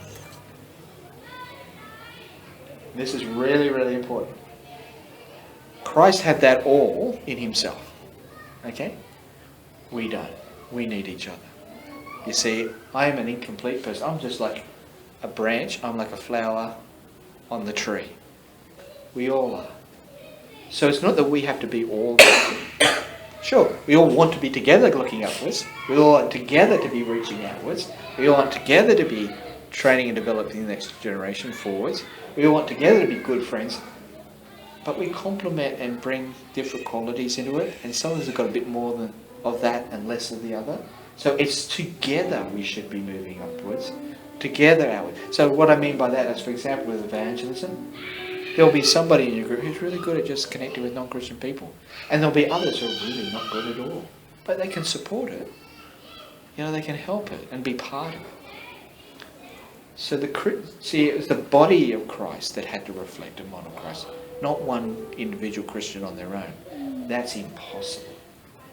You will never measure up on your own to the stature of the fullness of Christ. Paul wrote that to a church body. I want you together to measure up to the fullness of Christ. Not as an individual. So do you see where I'm coming from? So as a team, that's why you've got to really work together, because it's together you're going to model Christ. Christ doesn't want it just in one person. He wants the group. That's his body. That's why he talks about the body of Christ. And I think that takes a lot of pressure off us, because sometimes we've got this I'm such a failure. I'm a lousy evangelist, or I don't know how to teach anybody, or I'm not very good at prayer. You don't have to be. You don't have to be everything. You just have to be part of it. Okay? Before we meet again, I'd like you to do that exercise, which will require you doing the strengths and weaknesses. Stuff you did on page 3 will actually input into this, which is looking at where you want the group to be, where the group currently is, and then start to think through how we're going to get there. And there's a beautiful quote there too from Abraham Lincoln, which I think is a wonderful quote. Because when you're talking about strategy, say you do map out some things like, okay, this is how we're going to encourage moving upwards, outwards, forwards, inwards. realize that once you start doing it, and even if you get a basic plan, like don't try to make it too complex. If it's just a really simple plan, work with the plan because you can keep developing it. But one thing you'll find is then you'll hit the obstacles. Then you'll hit like, oh, it's not sort of working like I thought it would. Don't give in, don't discourage, because as good old Abraham Lincoln says, a compass can show you north, and that's where we're heading. We're going to go north. But then all of a sudden you have a river. You've got to cross the river. Yeah. And then you come to a chasm. Like, just knowing something doesn't mean you know, like, you'll get there. You're still got to overcome difficulties and obstacles to get your group there. So, like, I had all sorts of dreams for my group, you know, of various groups I've led, and then I realised, but I actually don't have the right people at the moment to do that. Or, oh, there's a problem. Like, you know, there could be sometimes, you know, like there was a real problem I had in terms of getting people to just volunteer to use their gifts, because their whole thinking was I should never put myself forward. So I had to work on that. I had to think, how can I help them to realise it's okay to put yourself forward. That's not, you're not making yourself a big deal. No, it's not humble if you volunteer and step up to do something. So these are the things you'll have to navigate as you go, and that's what good leaders do. They sort of keep clear where you're wanting to go, keep clear with your strategy, or maybe develop it a little bit, but always face, why is it not working? Okay. All right, I think that's enough. That's a pretty heavy session. Is that useful? Yeah. Okay, give you something to work with. Because we don't, no point for us even going on to character and all the rest until you know where you're leading your group. Like, the rest is just pretty theoretical, really. Because you can have great character. You could be really, you know, have a lot of capacity, a lot of compulsion, but you just don't know where you're going. And I found that's the classic thing in even like church leadership teams, group leaders. People never stop to ask themselves, where are we going? And how will we know if we got there? Till you get that clear, we're not moving on to anything else. So that's what we need next. Like, and even if next time we've got to really nut it out, that's what we'll do. Because the others, I think you can, you know, I can give you the guys, you can talk about that, but getting this clear is really important. Okay? Go. Now, what I'd like you to do on my sheet is, you may have done this before and I'm sorry, but I've lost it. Write your name, your email and your mobile. And because I'd like to probably get in contact. Oh, we'll meet again in a fortnight's time, is that the idea? Yeah. 22nd 22nd? of July, All right, Friday. let's do it. Okay. I was thinking, if you guys, if everyone else is okay, then we could have it next week as well, if that's possible. For Sure. everyone. Is that okay? In 2 weeks as well. 2 weeks time? 2 weeks time? Maybe you can, you know, if you get a little bit of time, I know you're pretty time precious, but even as I said, even have a bit of a chat, because what I really want is to hit the ground next week with, like, you've actually thought about that. Even as I said, don't worry if it's not brilliant. Anything is good. Because once you put it down, Yeah. you start to get going, and you get more ideas from each other. And then I can come out and say, yeah, but what about that? Okay? So, yeah, that'd be good. We'll work on that next time. And so, as I said, if you just put your name, number. Why? Because I might just, from time to time, like, send you a thought or an encouragement individually from what I start to observe in the group. And I might say, like, yeah, I can see this as a real strength. Here's an area you might want to work on a little bit. Okay? Yeah, because you need, or sometimes a little bit of personal tweaking. Yeah. Very diplomatic. Oh, we all do. I need tweaking all the time. Actually, no. I need major renovation. Honest. We're always developing. And what I'd love you to do, too, is, as you're just doing that, is develop your own style, too. Like, that's very important. Like, I'm a gas bag, I just own it. I used to hate it. I used to go punch myself up afterwards. say failing?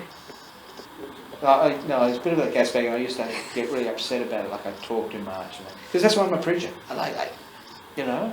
Yeah. And I'd just be really upset with myself thinking like, oh, I should be quiet and say nothing and, you know,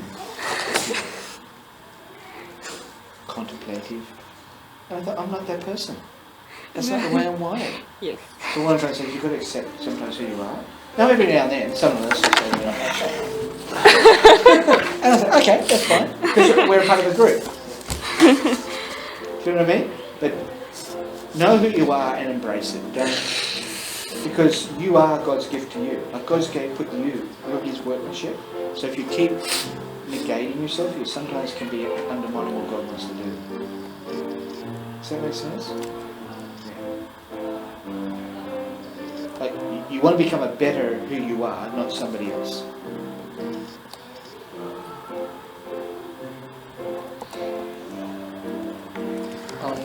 Well, one of the questions when you asked at the start, like what would we like to learn? Oh, well, that's the kind of touched on conflict. So like I guess conflict in the leadership team, where people have different ideas, different perspectives. Yeah. From there, or even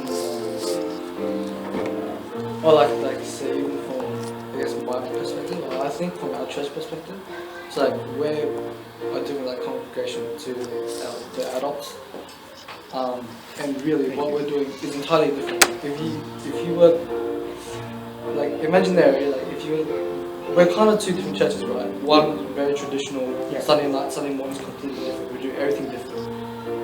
So for us right now, it's kind of like, well, what they've been saying is that, oh, we're going to take over, things like that.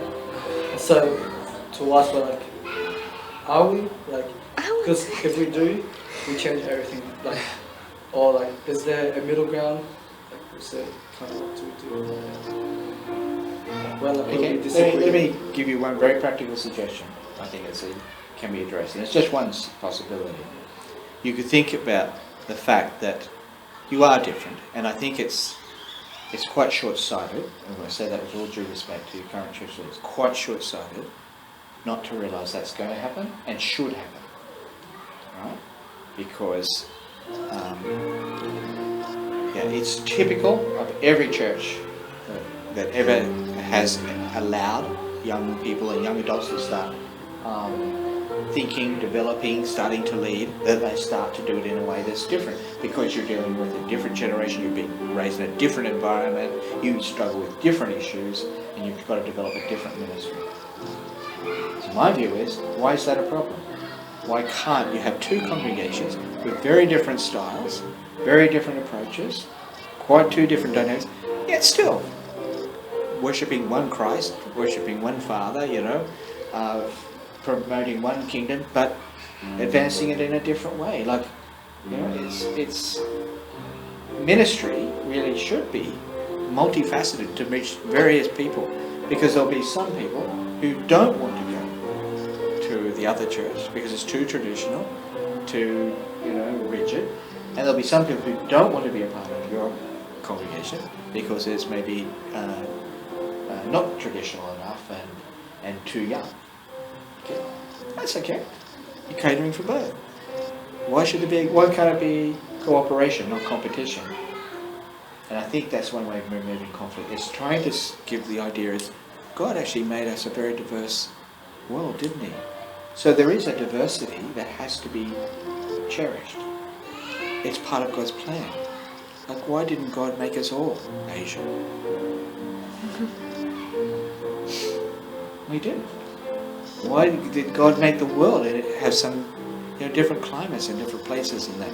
And there's diversity. Why is there like in a symphony, an orchestra, trombones, just blasted out, drums and percussion, and then there's this little flute. Why is there music that can be loud and joyful and noise, and others is just sweet melody? Because God loves diversity. That's what makes God not boring, is His diversity. And yet God is quite able to handle all that diversity, but we don't like it. No, it's all got to be the same. I keep saying, but why? if we all love Jesus Christ, if we're all preaching the gospel, if we're all saying, that we want people to be saved by the grace of God and by the power of God, the other differences don't matter. Let them be. That's what I say. So I think you should develop a church that actually has diverse congregations. Does that make sense? Now, I understand there's another practical point is, that's all well and good, but there are people on the group, leadership team sometimes who don't want that. They want it to be like the same. And I had that when I came. I had one group in the council would say, your girls are not modest enough. The shorts are too high. He wore thongs up into the platform. No. That woman, she had a tattoo on the back of her neck. And all these issues, I'm thinking, really? Are we going to discuss and debate all this? And it was all a condemnation of what we were doing, particularly the fact I allowed young people, I would allow, say you, to lead the communion, or I would allow someone else to do might allow you to do the baptizing of one of the girls you raised who became a Christian. And they said, no, we have to have a policy because we're not a united church. I said, no, we do have a policy. Our policy is you cannot be saved unless you give your life to Christ and become a follower of Christ. That's a good policy. I'm united on that one. Our policy is, that you have to live a life that's consistent with the Christian faith, be obeying all that Jesus has taught. All right, that's a good policy. They're our policies. All the rest, why do they have to be the same? Why do we have to have the same stock standard approach to everything? So I just say, let us be free to do ours. We'll let you be free to do yours. What you need practically, though, is a defender on the council, like if you have a church councillor. So you need, in a sense, your own leadership team and your own sort of pastor. Does that make sense? Because you see, I was able to protect, because I was the pastor of that congregation, I was able to come to the council and say, no, just settle down. You can do what you're going to do, because we're not going to tell you how to do it differently, but you've got to allow us to do what we're going to do. And let's continue to love and respect one another, because we're not going to close you down. But that's the problem with what's developing at the moment. You are developing, you are growing, but you really need your own leader and leadership team. So you've got a place at the table when decisions are being made. Because if that doesn't happen, you won't have a future. And it needs that foresight for the church to start thinking, okay, you're a growing congregation, you're a congregation in your own right, you are different, you should have your own leader. Does that make sense? How do you get that? Who is the person responsible for the elder side? Who acts as the elder of your congregation? And you? Right, would they understand or agree with what I just said, or would they have different views to me? I think they understand both. Yeah. The probably the bridge. Yeah. They're probably wanting to be diplomatic, and one of the things I found, ultimately, and look, I'm not here to sow any unrest because I'm just here to face things as they really are. At some stage, when you want to make sure your own congregation is pretty stable, cohesive and united, because it's got to be solid, right? And then you've got to have a leadership, or some representative at the council, whether it's a pastor or a leader or a supervisor, who basically stands up and is not just diplomatic but is clear and leads and comes to that council. No, it's in a sense negotiating and protecting you and preserving what you're doing. So there were times when I had to say to the council, I'm sorry, but that's just nonsense. That's not going to happen. Because some of their ideas were silly. Or were just morally or spiritually wrong. And there are other times when I say, oh no, I quite agree with that. That's a good idea. So I wasn't just combative, I was diplomatic, but you've got to stand your ground, if you know what I mean. There's got to be somebody who's going to stand ground and go to bat.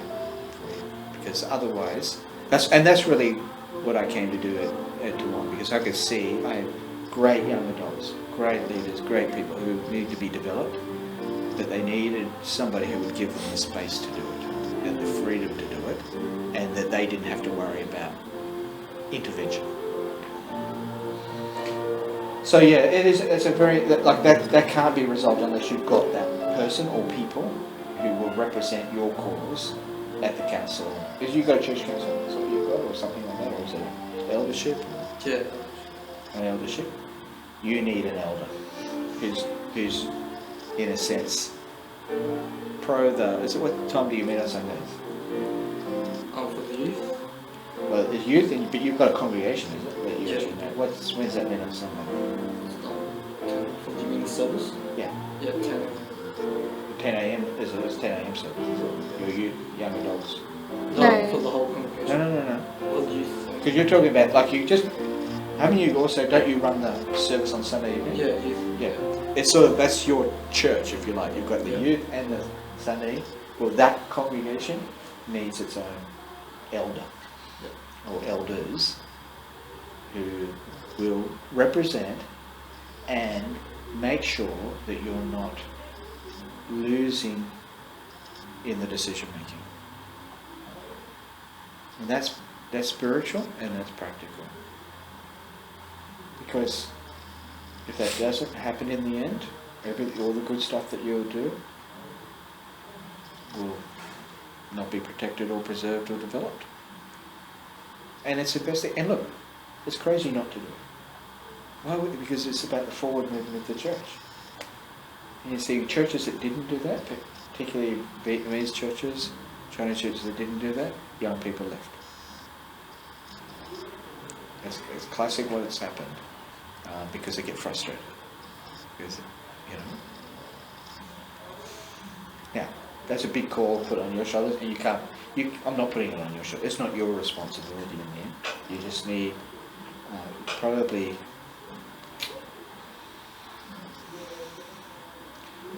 you need to have some discussion with Fran about, Dean?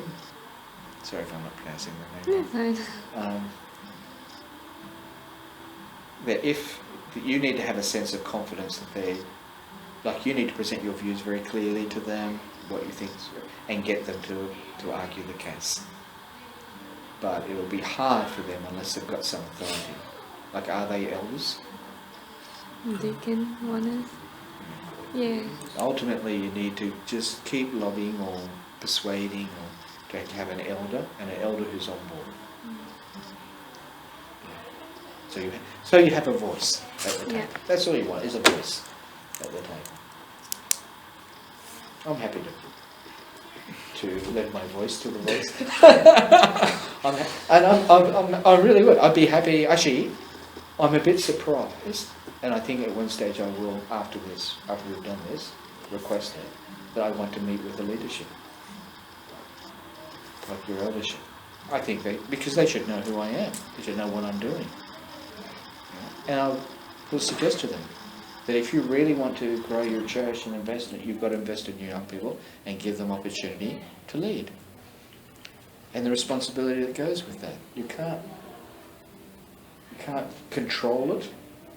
See, Jesus doesn't lead by controlling, he shepherds. That answer your question? Yeah, I have a follow-up question at your time. Oh, I don't mind. I'm sorry. I was conscious of the fact that I've gone over half an hour now. So I'm fine with time. You guys fine? Yeah, perfectly fine. You fine with time? Oh, I'm fine. Look, It's like all I'm here. coming. I am here to help you. I see you guys. I wouldn't be out here on Friday night if I didn't want to help you. Yeah, okay. Yeah, so it's Fire away. what have we so like so you said like we need one, right? And I've been like stressing that word need, or we don't have one. What happens? Like where do we go if we don't have one? You should request one. Like, don't be frightened to be bold. Don't be frightened to be bold about what you believe is right. Yeah. Because in the end, you'll never know what could have been if you didn't try. Yeah. And you have a God-given responsibility you have to find your voice. And where you see, look, you think this is what we think is in the best interest of the young people of this church, you've got to say it. You may be held down, you may be gagged, you may be not listened to, but you've still got to say it because you've got a voice. You are leading this group. You know this group better than anyone. So you should be saying, and I don't mind if you want to write something and I even I'll look at it for you and make a few sense, but ultimately you should be saying, dear eldership, with all due respect, we think we're growing and moving to the point where for the future of our church and our growth, we need to have an elder who's really, shepherding us or devoted to developing our congregation, because it is, it's happening, isn't it? Something along that. So I think you should be requesting it. You may be even requesting, could we employ a part-time pastor? Oh, yeah. You might get someone like from the college, a student pastor or somebody. Probably you need somebody with a little bit of experience of how to handle these situations. And look, some of the stuff I say bluntly, but in a real context, I'm very diplomatic about these things, because you've got to work with them. You can't go in like a bull in a china shop and knock everything over. But I speak like this because sometimes there's this lack of courage to use your voice. There's this fear of like, I'm going to be overstepping the place. And I say, well, you only got a short life, give it a go. Never know unless you try. And you deserve it, because you got some great young people here.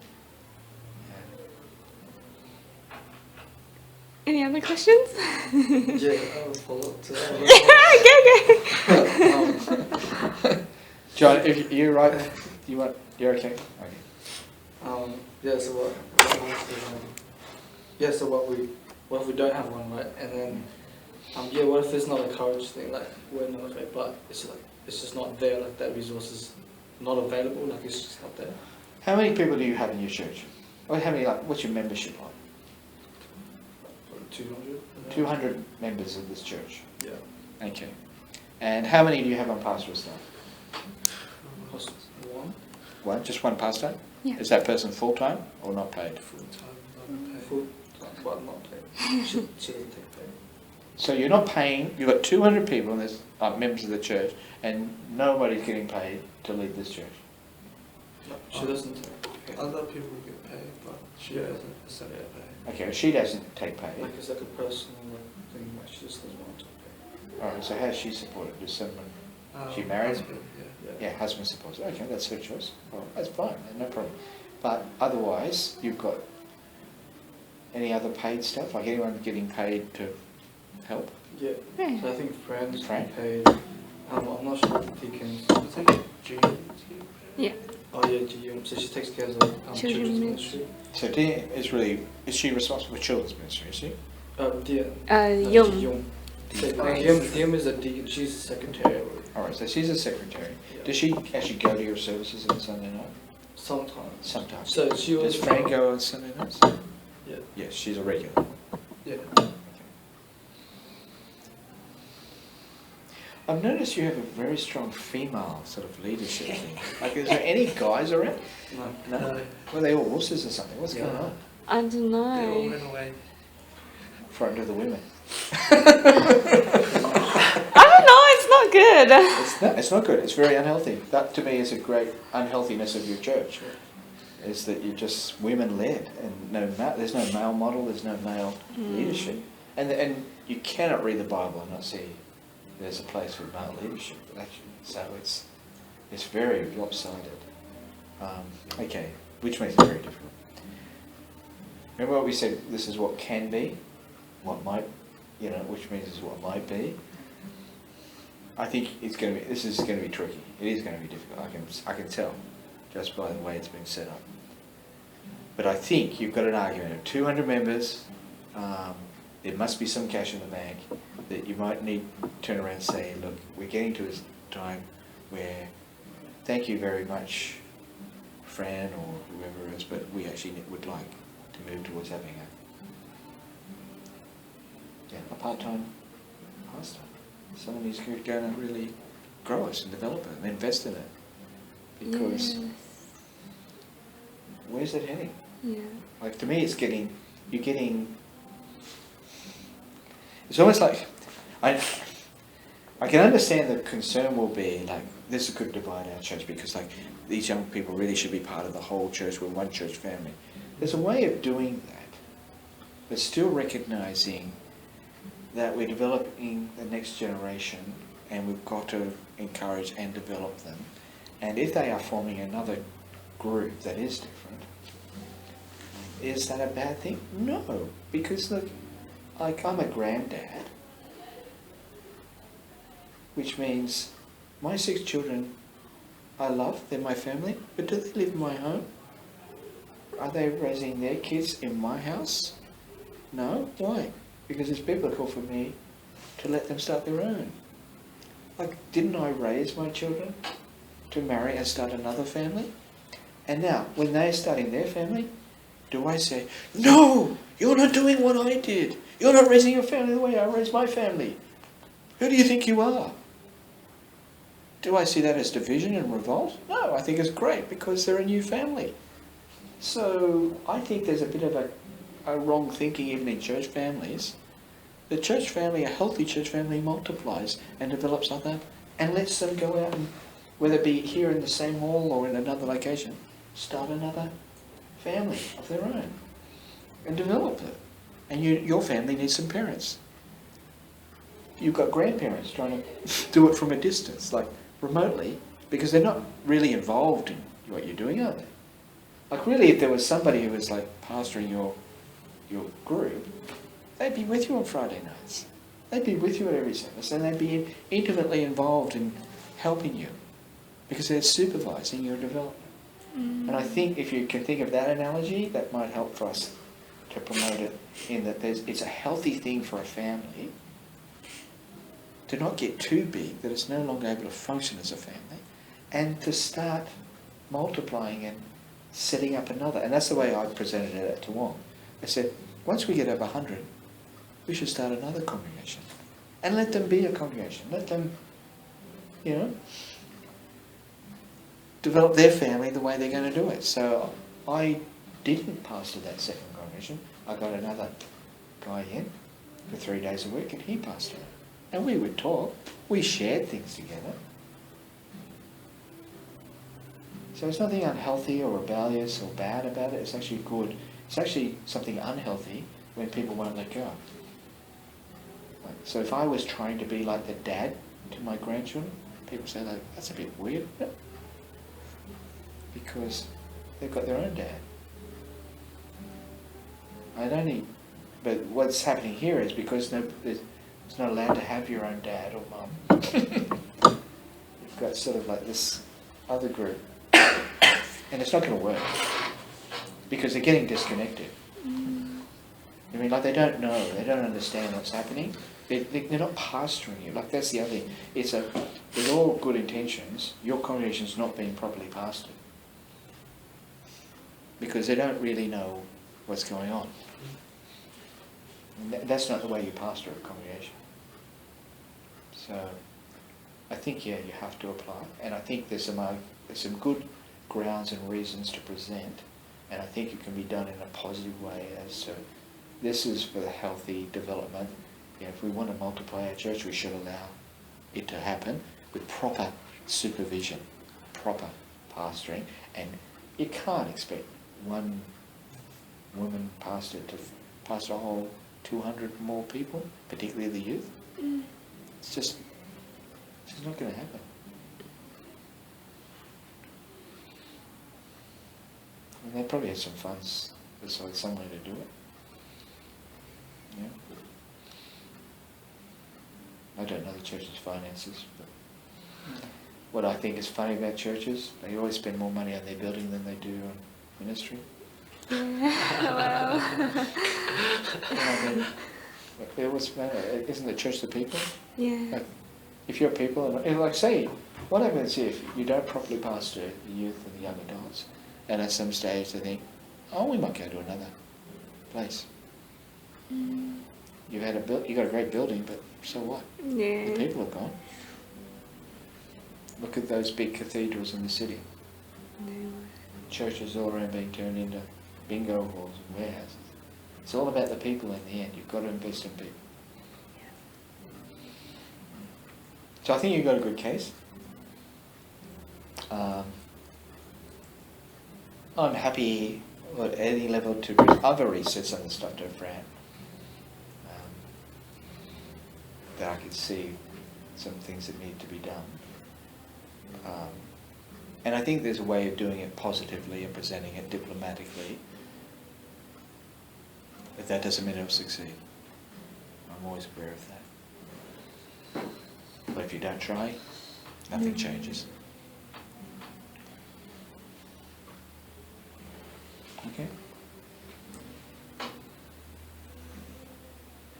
Okay? Yeah. But in the meantime, get as much out of learning what we're talking about, meantime, you can still keep growing and developing, and there will become a time, like if you have a vision for where you want this group to go and your congregation to go, and you find can it go so far and it doesn't go any further because you're being blocked, you've always got the right to make a decision.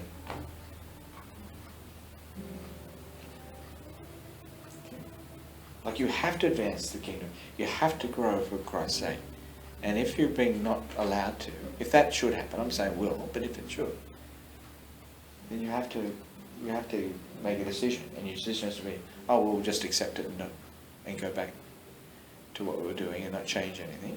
Or you say, well, I'm going to move that somewhere else. Okay. I mean, that's the reality of it. I mean, some churches do, they've been lucky, thank God, they were prepared to change. It was hard, I had to argue the case. And I was patient, and I didn't expect it all overnight, sort of won a little battle and, didn't win one, but then went a bit further, and over time, it was getting there, you know what I mean? Sometimes you just meet with, people say, yeah, we're really happy about this. This is because you're respectful and you're putting it well, it's a good case. And then there are other times that people say, no, shut down, no. Our young people are getting out of hand, got to bring it back under control, but you're always free to make a call, what you do.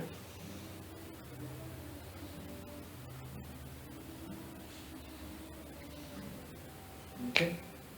All right. Stop there. Any more questions? Okay. Who wants to volunteer to pray? No one? No, I just wanted, you wanted to. It's not like, I can. Yeah. You pray. Looking for confirmation. I want you to pray. That's right. Dear Lord God, first I just want to thank you for this time. Just thank you so much for Russell.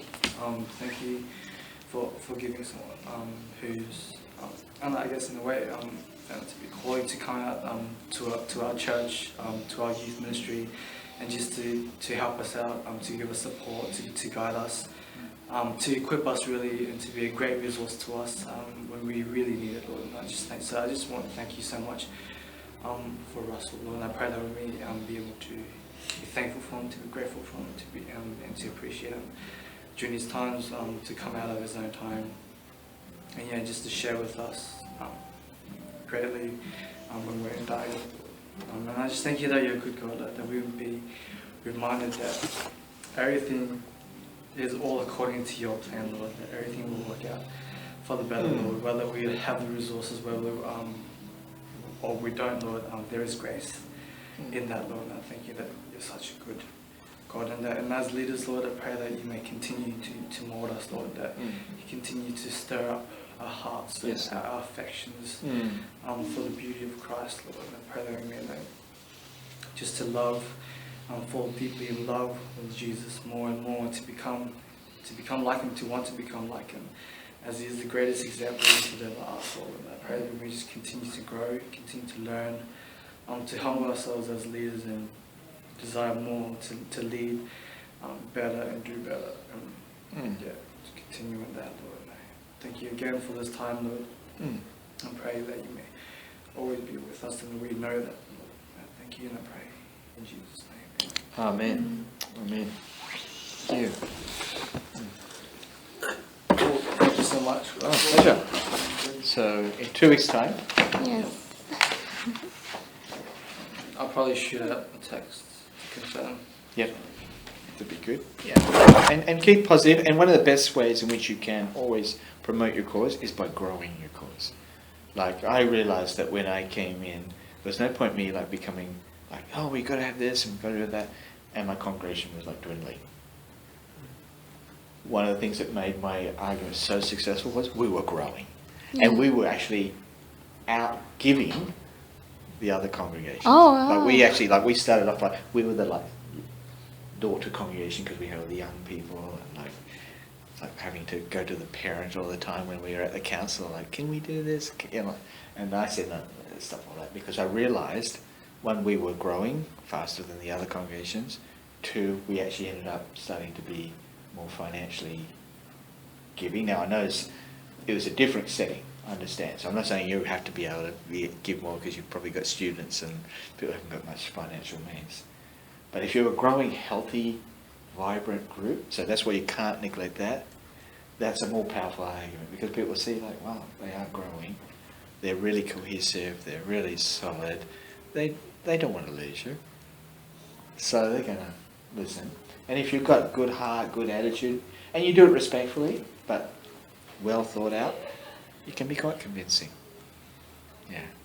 Because most parents want their young kids to be thriving and growing, don't they? Yeah. So you've got that really on your side. It's not a smart church that sort of tries to shut down a growing youth work. Yeah. So I think it's a positive. Cool. Good out. Ah. Go.